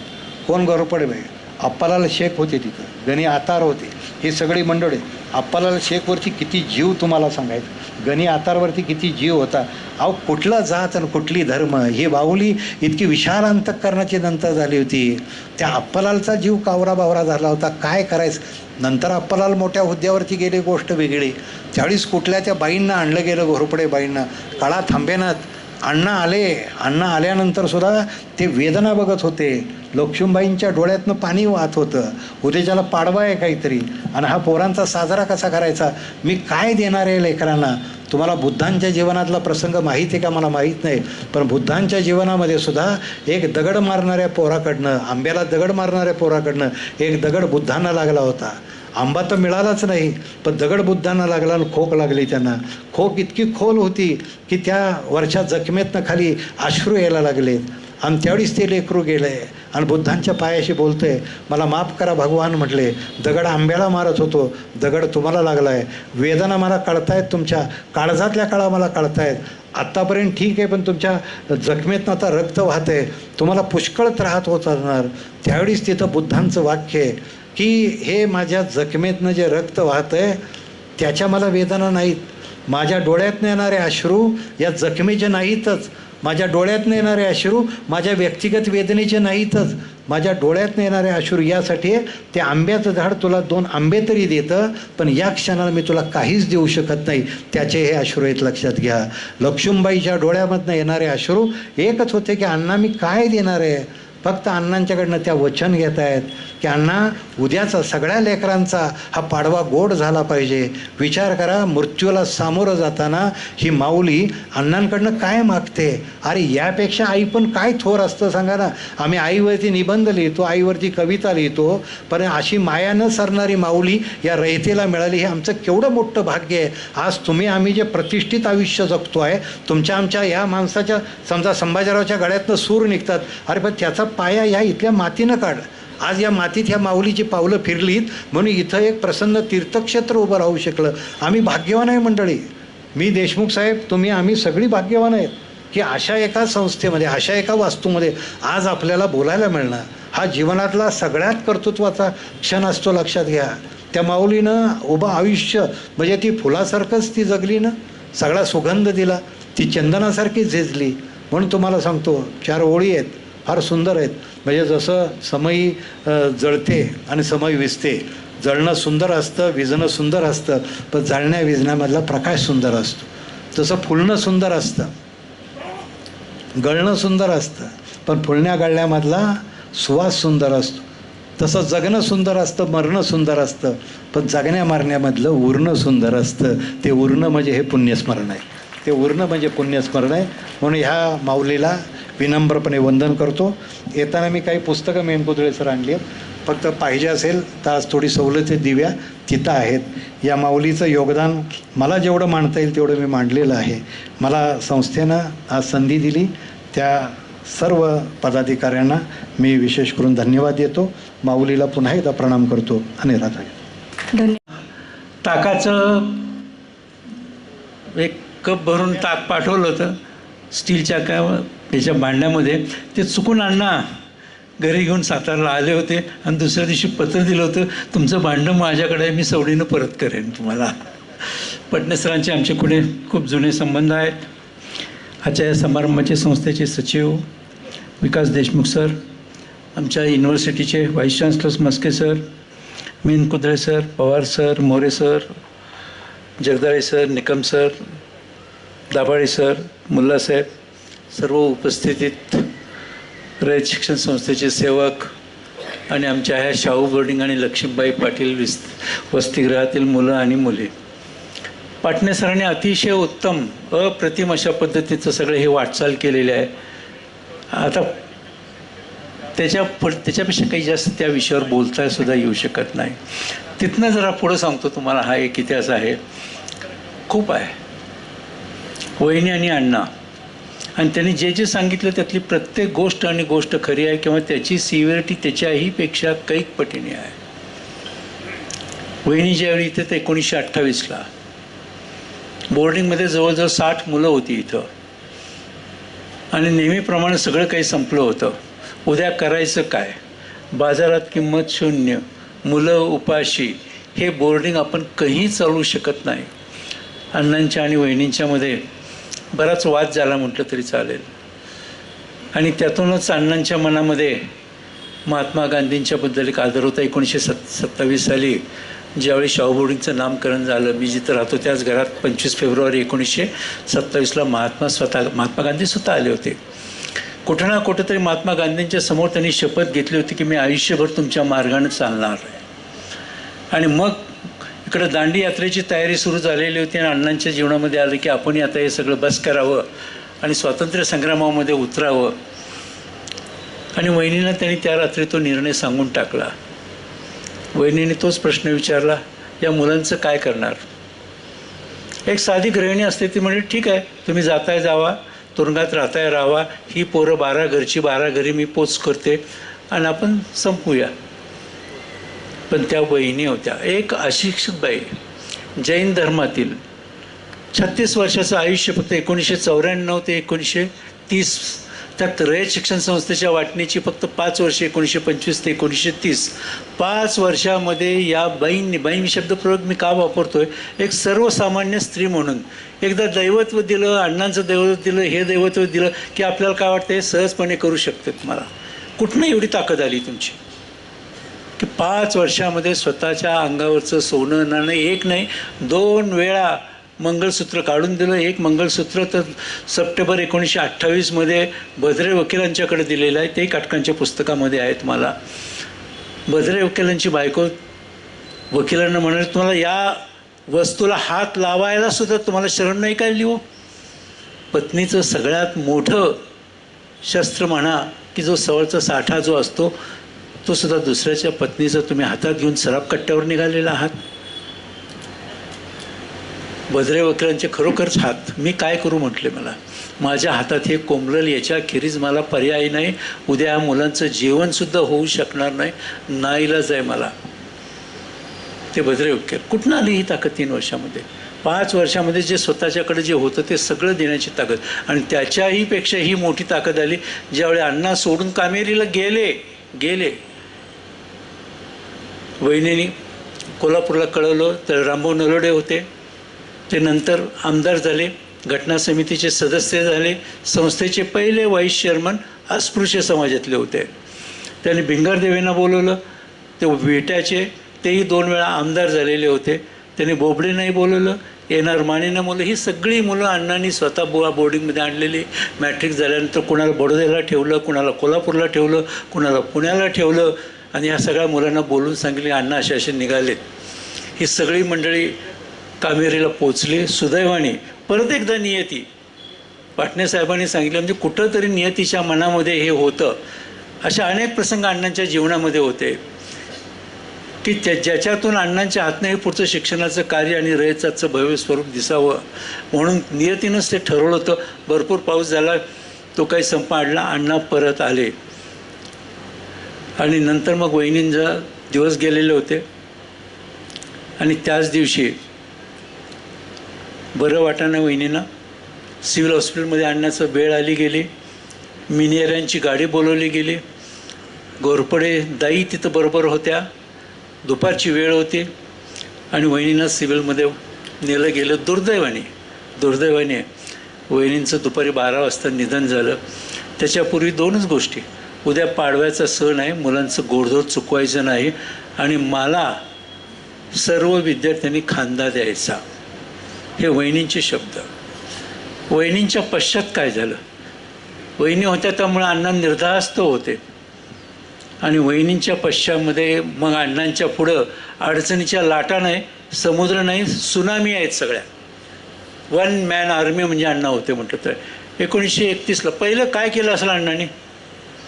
स्वतःच्या मुलीला श्राविक आश्रममध्ये घातलं सांगलीला. मुलाला अण्णांचे चुलत भाऊ तात्या काका ज्यांचं कुपरची एजन्सी आहे कोल्हापूरला, त्यांच्याकडे शिकायला पाठवलं. वहिनींचे 7 तोळ्याचे बांगड्या होत्या. 26 मे 1935ला सराफ कट्ट्यामध्ये मोतीलाल सराफला दिल्या. म्हणजे वहिनींच्या मृत्यूनंतर 7 तोळ्याच्या सोनंसुद्धा सराफ कट्ट्यावर गेलं, कारण अण्णांच्या हातात बोर्डिंग चालवण्यासाठी सुद्धा काही राहिलेलं नव्हतं. कोणी एखादी बाई असेल तर माझ्या मुलीसाठी राहील, तिच्या लग्नामध्ये मी तिला काहीतरी करून देईल, हा विचार मनातमध्ये नाही आला. आणि मग त्याच्यामध्ये 1931 उजळलं. खायला काही नव्हतं. Prabodhankar Thackeray अण्णांचे friend, philosopher, guide आले. अण्णा काय चाललं आहे? ही पोरं का बसलीत अशी? धान्य नाही. चल उठा म्हटले पोरांना. पोती गोळा केली आणि या पॅलेस स्ट्रीटमधनं प्रत्येक घरातनं स्वतः प्रबोधनकार ठाकरेंनी हिंडत ही सगळं धान्य कमाल केलं. त्यावेळी या मुलांचं जेवण तुम्हाला मिळालं. 31 झालं. 32ला तीच परिस्थिती. पैसे नाहीत, जेवायला नाही मुलांना. अण्णांनी स्वतःचं घर 318 रुपये 8 आण्याला मुरलीधर मारवाड्याकडं गहाण ठेवलं होतं. त्याच्यावर जप्ती आली. कसं वसं त्यातनं बाहेर पडले तर 1933 साली पैसे संपले. अण्णा प्रबोधनकार ठाकरेंच्याकडे गेले, काहीतरी करूया. महात्मा गांधी त्यावेळी पुण्याला येणार होते. ठाकरसेचा बंगला होता, पर्णकुटी नावाचा बंगला होता. ठाकरसे म्हणजे बॉम्बे बँकचे. त्यांच्याकडे हरिजन फंडातले पैसे आहेत, आपण काहीतरी आणू. 2 जण गेले. प्रबोधनकार ठाकरे आणि अण्णा महात्मा गांधींना भेटले. महात्मा गांधी म्हटले, मी काय, माझ्याकडं काय, ते हरिजन फंडाचे पैसे आहेत, मी एक फकीर आहे. प्रबोधनकार ठाकरेंनी काय म्हणावं, तुम्ही कसले फकीर, राजाला लाजवाल अशा राजवाड्यात तुम्ही राहतात, खरे फकीर अण्णा आहेत. आणि मग त्यांनी संपूर्णपणे 1927चा सगळं त्यांना विस्तारानं सांगितलं आणि इथनं पैसे मिळाल्याखेरीज आम्ही जाणार नाही. महात्मा गांधींनाही पटलं आणि संस्थेच्या इतिहासातली पहिली मोठी देणगी 500 रुपयाची मिळाली असेल तर ती प्रबोधनकार ठाकरे आणि अण्णांनी मिळवून दिले. त्याच वर्षी याच भूमीमध्ये जिथं आपण आलेलो आहोत तिथं बडोद्याचे सयाजीराव गायकवाड इथं आलेले होते. सयाजीराव गायकवाडांच्या समोर अण्णा पहिल्यांदा प्रास्ताविक बोलले, माझ्याकडे काय राहिलं आता, माझी पत्नी गेली, माझी मुलं आता नातेवाईकाकडे आहेत, माझ्याकडे बँकेमध्ये माझं खातंही नाही, माझ्याकडे 1 पैसा आहे आणि मी आजपासून संन्यासी झालेलो आहे. संन्यासी वृत्ती स्वीकारली अण्णांनी त्याच्यामध्ये. 1933ला प्रचंड कर्ज 1 वर्ष असा झाला नाही की रयत शिक्षण संस्थेच्या नावावर कर्ज. अण्णांनी मुथा शेटजींच्याकडनं कर्ज घेतलं, कुपरकडनं कर्ज घेतलं, साताऱ्यातील राब काळेंच्याकडनं कर्ज घेतलं, पंडितरावांच्याकडनं कर्ज केलं. हे अण्णांचे सगळे त्या काळातले सहकारी होते तुम्हाला. आणि तो कसाबसा ते काळ पूर्ण करत गेलं. आणि पुढच्या आयुष्यामध्ये अण्णांना प्रत्येक वर्षी काही ना काहीतरी नवीन आर्थिक ताकद हे येतच होते. इतके दिवस वहिनी त्यांच्या मागं होत्या, कधी त्यांना काळजी पडली नाही की पैसे कुठनं येत आहेत, काय येतात आणि मुलांचं जीवन. पण वहिनींच्या पश्चामध्ये सातत्याने वहिनींची त्यांना कुठं ना कुठंतरी मनामध्ये एक आठवण राहत गेली. आज वहिनी असत्या तर आणि त्याची ते मनातलं त्यांच्यात पुढं पुढं ते इतकं वाढत गेलं. ग्रँडबंदीच्या काळामध्ये तर ह्याच्याहीपेक्षा वाईट गोष्ट आली. मोरारजी देसाई बाळासाहेब खेराणी संस्थेची ग्रँट बंद झाली, पगार बंद झाले, मुलांचं जेवण बंद झालं. अण्णांनी 4 वेळा राजीनामे दिले या संस्थेचे. संस्था अण्णा सोडून निघालेले होते आणि त्या काळामध्ये इथपर्यंत झाले की मुंबईच्या फुटपाथामध्ये सुद्धा अण्णा उपाशी झोपत होते. सांगलीच्या माळावर तर 3-3 दिवस त्यांनी काढलेले आहेत. आणि हे सगळं पत्र किंवा हे सगळं स्वतःतल्या मनातलं मांडायला सुद्धा वहिनीबरोबर नव्हत्या. त्यांनी जॉन मथाई या भारताचे पहिले अर्थमंत्री होते, जॉन मथाई, ज्यांच्याबरोबर आपण देवापूरचं प्रोजेक्ट उभा केलेला आहे. त्यांना पत्रातनं कळवलं, मालोजीराजेंना कळवलं. कुठं ना कुठेतरी आयुष्याच्या उत्तरार्धामध्ये वहिनींची खूप आठवण होत होते तुम्हाला. जाणीवपूर्वक त्यांची जी पत्र आहेत, 1 नाही 2 नाही 13 पत्र नंतरच्या काळामध्ये अण्णांनी वहिनींच्याबद्दल ती सुंदर पत्र लिहिलेली आहेत. म्हणजे अण्णांच्या मनामध्ये वहिनींच्यामध्ये किती. अण्णांचं शेवटचं ससूनमध्ये ॲडमिट होते. 26 जून 1959 अण्णांना पद्मभूषण मिळालं होतं. आणि अण्णांनी तरुण भारतमध्ये मुलाखत दिली होती. एक शब्द वाक्य अण्णांनी, माझ्या ह्या सगळ्या कार्यात माझ्या पत्नीचा सहभाग खूप मोठा होता. दुसऱ्यांदा 27 नोव्हेंबर 1948 आपण इथंच उभं आहोत. याच जागेमध्ये गाडगे महाराज स्वतः आले होते. अण्णांना 1 लाख रुपये माजी विद्यार्थ्यांनी निधी गोळा केला होता. त्या निधी देण्याचा इथं कार्यक्रम होते. अण्णांची हत्तीवरनं मिरवणूक काढायचं ठरवलं होतं. अण्णा गाडगे महाराज म्हटले, अण्णांना म्हटले तुम्ही बसा हत्तीवर. अण्णा म्हटले मी बसणार नाही, तुम्ही बसा हत्तीवर. मग शेवटी म्हटलं राहू देत, हत्ती पुढं जाईल, आपण दोघंही चालत येऊ. आणि याच जागेमध्ये इथं आले आणि याच भाषेमध्ये अण्णांनी एक वाक्य उच्चारलं गाडगे महाराजांनी, अण्णा तुम्ही मला अगोदर का नाही भेटलात? माझ्या कातडीचे जोडे काढून तुमच्या पायामध्ये घातले तरी तुमचे ऋण आमच्यावरचे फिटणार नाहीत. मी कीर्तन करण्यापेक्षा मी शिक्षणाला वाहून घेतलं असतं. आणि अण्णांनी एक वाक्य उच्चारलेलं आहे, मी सर्वांचे ऋण आयुष्यामध्ये फेडलेले आहेत, पण मी माझ्या पत्नीचे ऋण मात्र आजपर्यंत मी फेडू शकलो नाही. केवढं प्रचंड वाक्य त्यांनी सांगितलं तुम्हाला. मनात कुठंतरी हे सगळं खतखतत होतं. आज वहिनी असत्या तर, कारण असत्या तर कदाचित आत्ता जे असते अण्णा किंवा ह्या रयत शिक्षण संस्था म्हणा खूप याच्याहीपेक्षा खूप मोठी झाली असते. कारण अण्णांच्या उत्तरार्धामध्ये प्रत्येक दिवशी प्रत्येक वर्षाला काही ना काहीतरी एक मेजर इन्सिडन्स सेटबॅक. आणि ते या सगळ्यातून अण्णांचं मानसिक आणि शारीरिक 1944 सालीपासून अण्णांना जे हार्ट अटॅक सुरू झाले ते 1959पर्यंत आलेले. किती आहे तर कोणी मोजले नाहीत, एवढे हार्ट अटॅक येऊन गेलेले अण्णांच्या या जीवनामध्ये आहे.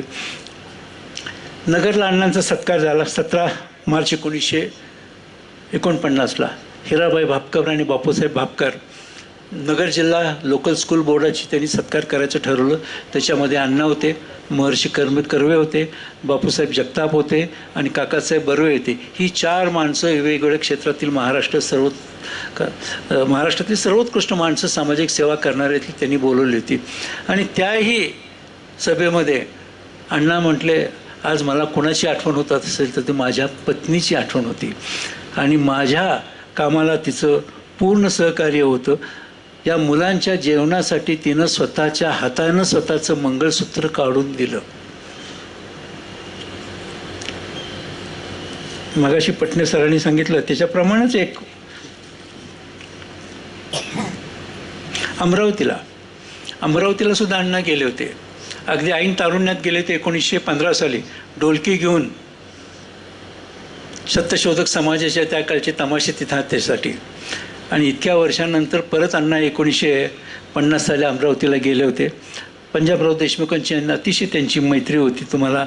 आणि त्यांनी त्याच्यामध्ये काय म्हटले, आपलं कार्य यशस्वी करायचं असेल तर त्यामागे पत्नीचा त्यागाबरोबर आपल्या त्यागाबरोबर पत्नीच्याही त्यागाची जरुरी असते, तर आणि तरच हे काम यशस्वी होतं.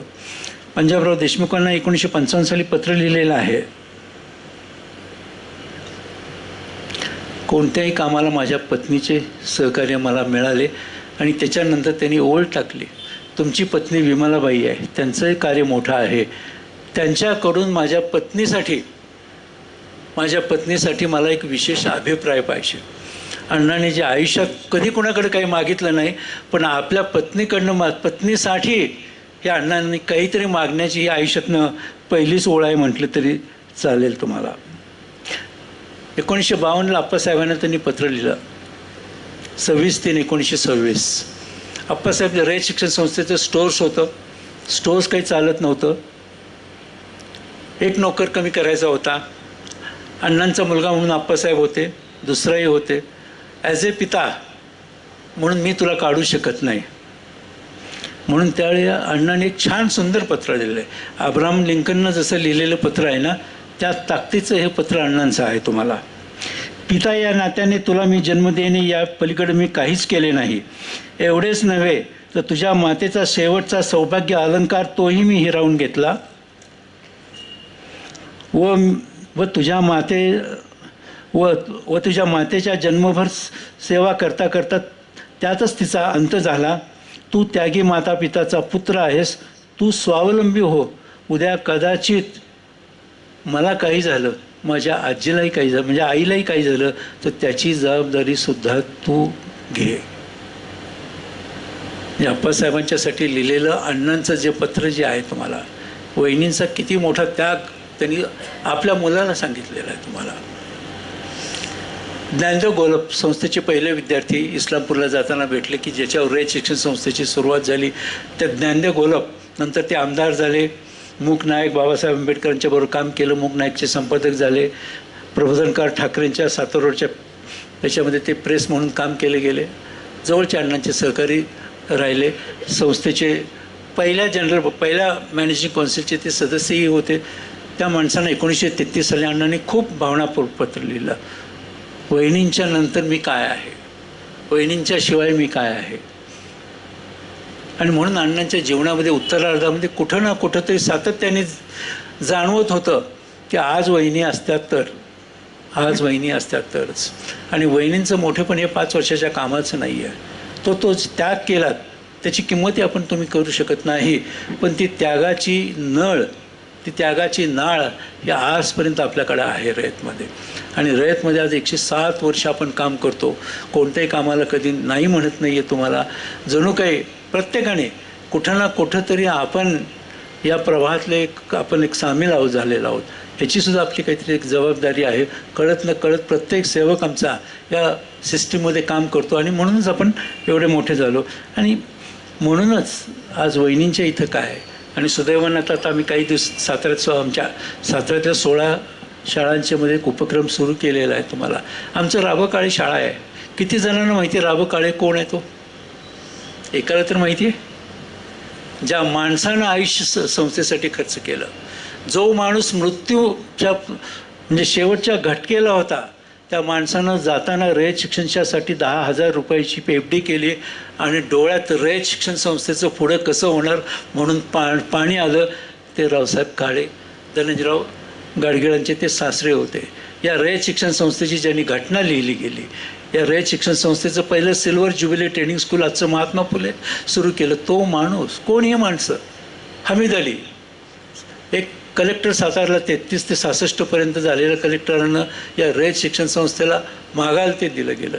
ही 4 भिंतीची तर गोष्ट आहे. वहिनींचं चरित्रसुद्धा एक चरित्र लिहिलं होतं NR मानेने. संस्थेचे पहिले विद्यार्थी, पहिल्या 4 विद्यार्थी होते, ते पहिले विद्यार्थी होते. त्यांच्या त्या चरित्रामध्ये एक चॅप्टर आहे, वहिनी आणि NR माने या 4 भिंतीच्या तिथल्या खालच्या रस्त्यानं जात असताना वहिनी सहज म्हणून गेल्या की हे डोंगर दिसतोय ना, इथं आपली शाळा असती तर. आणि पुढच्या आयुष्यामध्ये ते खरं ठरलं तुम्हाला. हमीद अलीने पुढच्या 10 वर्षामध्ये ती जागा ही रयत शिक्षण संस्थेला देऊ केली. प्रसंगी तेवढंच गमतीशीर आहे. एक दिवस हमीद अली आणि अण्णा त्या रस्त्याने परत चालले होते. असे अण्णांना म्हटले, तुम्हाला तर मला काहीतरी माझ्या आता 33ला आली, 36ला माझी कलेक्टरशिपची इथली मुदत संपती आहे, माझी बदली होणार आहे. जाताना तुम्हाला 10 एकर जमीन देतो. तुम्हाला मी 2 ऑफर देतो. एक हजेरी माळ, जिथं आता स्टँड आहे ती जागा, स्टेडियम आहे ती जागा घ्या, नाही तर हा डोंगर घ्या. अण्णा म्हटले, मला हा डोंगर द्या. म्हटलं, डोंगर घेऊन काय करणार आहेत? मला लिमखिंडीतनं आमची शाळा दिसली पाहिजे म्हटले. मी इथं माझी मुलं काम करून इथं बिल्डिंग बांधतील आणि ते मला तिथून दिसली पाहिजे. डन म्हटले, झालं. किंमत किती करायची?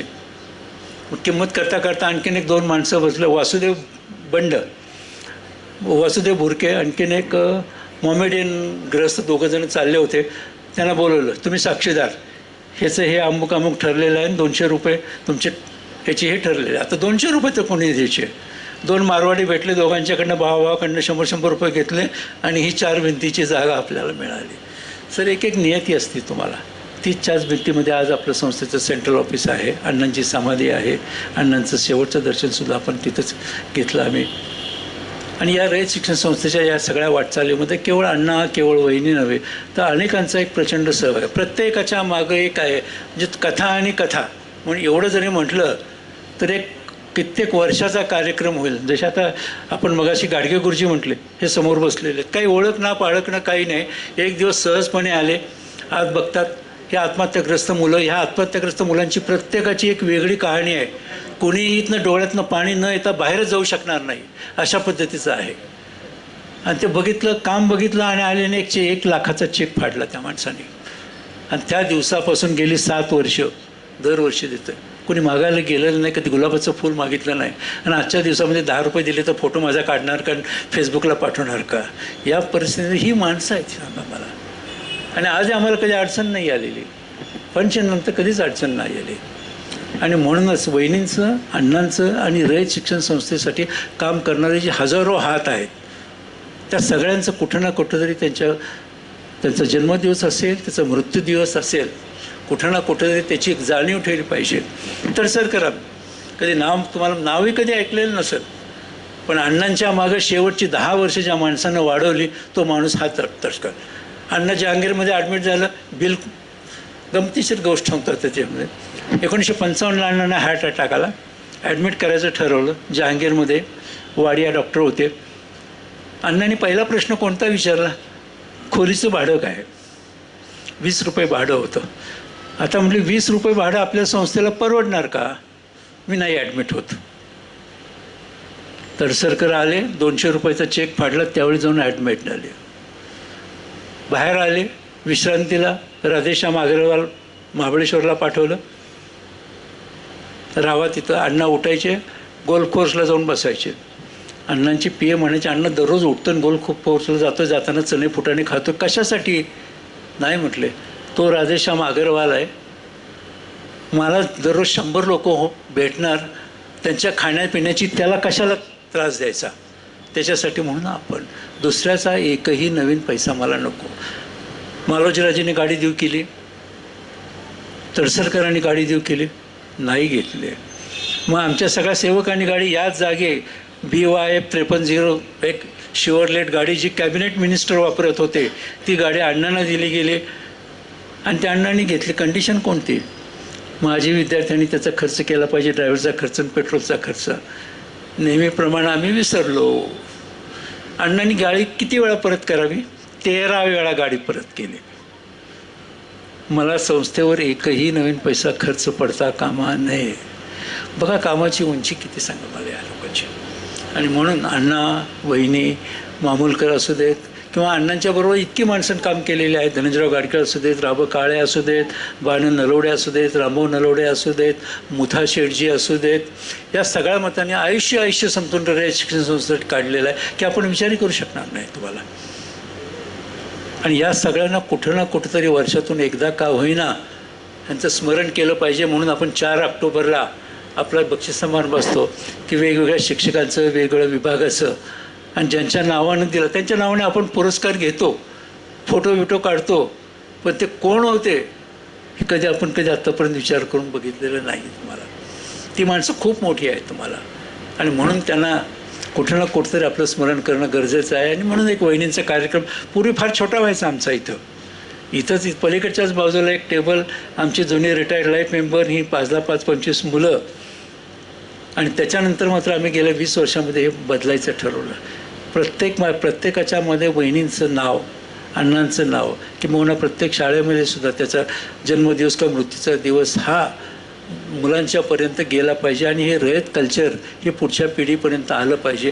आणि त्यासाठीच वहिनी आहेत नाहीत. आणि एक अजूनही सांगतो तुम्हाला, का कोणास ठाऊक, परंतु ते जे घर आहे 271 सोमवारपेठ आहे, अण्णांचं अजूनही तिथं वास्तव आहे आणि अजूनही वहिनींचं वास्तव आहे.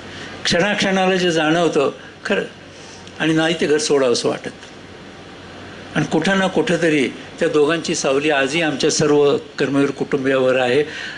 हीच आमची सगळ्यात मोठं काय कमवलं असेल तर अण्णा आणि वहिनींची आम्ही सावली कमवली तुम्हाला.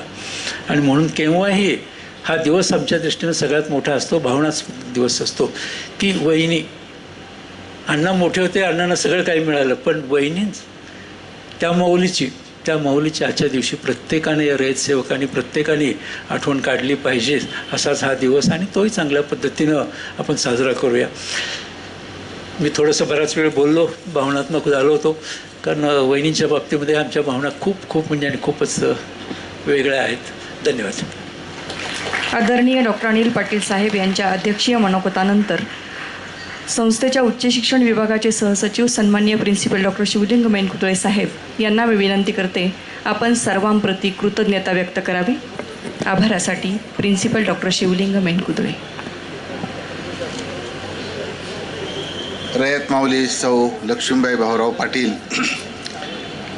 यांच्या 96व्या पुण्यतिथी समारंभाच्या निमित्तानं या व्यासपीठावर उपस्थित असणारे आजच्या या पुण्यतिथी समारंभाचे सन्माननीय अतिथी प्राचार्य डॉक्टर यशवंत पाटणे सर, या समारंभाचे अध्यक्ष आणि रयत शिक्षण संस्थेचे संघटक, आपणा सर्वांचे मार्गदर्शक आदरणीय डॉक्टर अनिल पाटील साहेब, व्यासपीठावर उपस्थित असणारे कर्मवीर भाऊराव पाटील विद्यापीठाचे कुलगुरू आदरणीय डॉक्टर ज्ञानदेव म्हस्के साहेब, रयत शिक्षण संस्थेचे सचिव आदरणीय विकास देशमुख साहेब, संस्थेचे कायदा सल्लागार आदरणीय मुल्ला साहेब, त्याचबरोबर प्रशासनामध्ये माझ्याबरोबर काम करणारे माझे सहकारी, माध्यमिक विभागाचे सहसचिव आदरणीय बंडू पवार सर, ऑडिट विभागाचे सहसचिव माननीय राजेंद्र मोरे सर,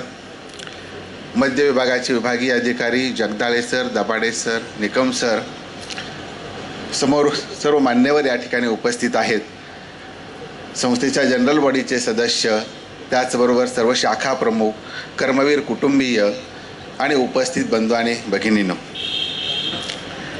आदरणीय डॉक्टर साहेब जे म्हणाले की आजचा दिवस हा केवळ कर्मवीर कुटुंबियांच्या दृष्टीनंच त्या ठिकाणी आदरणीय आणि त्या ठिकाणी अतिशय पवित्र आहे असं नाही, तर सर्व रयत कुटुंबाच्या, रयत परिवारामध्ये असणारे सर्व रयत सेवक या सर्वांच्या दृष्टीनं हा दिवस अतिशय पवित्र अशा स्वरूपाचा दिवस आहे. आदरणीय यशवंत पाटणे सर यांनी कर्मवीर अण्णा आणि रयत माऊली सौ लक्ष्मीबाई पाटील यांचा जो जीवन प्रवास, त्यांचं जीवन जे अतिशय उदात्त होतं, उन्नत अशा स्वरूपाचं आयुष्य होतं, त्याच्यामधले अनेक प्रसंग आपल्यासमोर त्या ठिकाणी ठेवले आणि खरं तर त्या त्यागमूर्तींचं किंवा त्या त्यागातूनच खरं तर आजचा महाराष्ट्र उभा राहिलेला आहे, अशा स्वरूपाची एक भावना त्यांनी व्यक्त केली. मला असं वाटतं की या संस्थेबद्दल, संस्थेच्या एकूण त्या ठिकाणी या जीवन प्रवासाबद्दल आदरणीय पाटणे कुटुंबियांचं असणारी जी आस्था आहे, ही आस्था त्याच्यातून त्या ठिकाणी प्रतिबिंबित झालेली आहे. मी या निमित्तानं अतिशय चांगलं, अतिशय मौलिक अशा स्वरूपाचे विचार पाटणे सरांनी आपल्यासमोर त्या ठिकाणी प्रस्तुत केले, त्याबद्दल संस्थेच्या वतीनं मी पाटणे सरांचं मनापासून त्या ठिकाणी इथं कृतज्ञता व्यक्त करतो. आजच्या समारंभाचे अध्यक्ष, आपणा सर्वांचे मार्गदर्शक आदरणीय डॉक्टर अनिल पाटील साहेब. खरं तर रयत शिक्षण संस्थेचं रेडी रेकनर काय असेल तर ते डॉक्टर अनिल पाटील साहेब आहेत.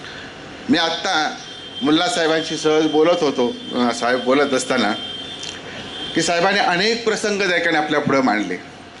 एक दोन प्रसंग असे साहेबांनी सांगितले की त्या ठिकाणी जे आता जिथं रयत शिक्षण संस्थेचं मुख्य कार्यालय आहे, त्या कार्यालयाला जी जागा त्या ठिकाणी मिळाली त्याची किंमत 200 रुपये त्या ठिकाणी केलेली होती आणि 200 रुपयेसुद्धा देण्यासाठी त्या ठिकाणी कुणाला ह्या दोन व्यक्तींना बोलवलं आणि याच्याकडून 100 रुपये आणि याच्याकडून 100 रुपये घेतले आणि ती जागा त्या ठिकाणी आपल्याला उपलब्ध केली. ही जी गोष्ट आहे, अशा अनेक गोष्टी आहेत. ह्या गोष्टी काही काळानंतर काल्पनिक वाटाव्यात अशा स्वरूपाच्या या गोष्टी आहेत. म्हणजे हे सामाजिक वास्तव खरं मुल्लासाहेब असं म्हणत होते की मी अनेक वेळा डॉक्टर साहेबांना सांगितलं की हे सगळे जे काय आहे ते कधीतरी शब्दामध्ये एकाने ते उतरा, एकाने ते लिहायला पाहिजे, एकाने ते व्यक्त व्हायला पाहिजे. साहेबांचं म्हणणं अनेक वेळेला मीही साहेबांच्याबरोबर या विषयावर चर्चा केलेली आहे. पण त्यांचं एक वाक्य सांगतो, मी जर रयत शिक्षण संस्थेच्या प्रवाहामधलं वास्तव एकाने जर मांडलं किंवा लिहिलं तर ते आजच्या पिढीलाने येणाऱ्या काळाला पचणार नाही. ते पचायचं इतकं सोपं नाही, म्हणून मी त्या ठिकाणी माझ्या शब्दांना त्या ठिकाणी आळा घालतो आहे. पण तरीसुद्धा आम्हा सर्वांची रयत सेवकांची भावना अशा स्वरूपाची आहे की साहेबांनी या सगळ्या कथा, हा सगळा प्रवास वहिनींचा असेल, अण्णांचा असेल, रयत शिक्षण संस्थेमध्ये असणाऱ्या ह्या चढ उताराचा असेल, हे पुढच्या पिढीला जर त्या ठिकाणी आपल्याला सांगायचं असेल, द्यायचं असेल, त्याच्यातून जर प्रेरणा घ्यायच्या असतील तर हे कुठंतरी शब्दबद्ध होणं ही अतिशय काळाची गरज आहे. आणि या निमित्तानं किंवा मी डॉक्टर साहेबांना एक विनंती करेन की आपण पुन्हा एकदा लेखणी हातात घ्यावी, कदाचित ते मुखोद्गत त्याकडे आम्हाला सांगावं. आम्ही प्रत्येक शब्द डॉक्टर साहेबांचा मी लिहून घ्यायला तयार आहे. त्याचं कारण हे आहे की अशा स्वरूपाची काही सर्व प्रवास हा पुन्हा त्याकडे भविष्यामध्ये कुठंही अक्षरबद्ध होणार नाही. साहेबांनी त्याकडे हे जे वर्णन सांगितले, हे जे अण्णांचा प्रवास सांगितला, वहिनींच्या जीवनातले खडतर प्रसंग त्याकडे सांगितले, मी आपणा सर्वांच्या वतीनं आदरणीय डॉक्टर साहेबांचं सुद्धा मनापासून या ठिकाणी कृतज्ञता व्यक्त करतो. या कार्यक्रमासाठी कर्मवीर कुटुंबीय या ठिकाणी उपस्थित आहेत. या सर्वांचंही त्याकडे मी संस्थेच्या वतीनं त्यांच्याप्रती कृतज्ञता व्यक्त करतो.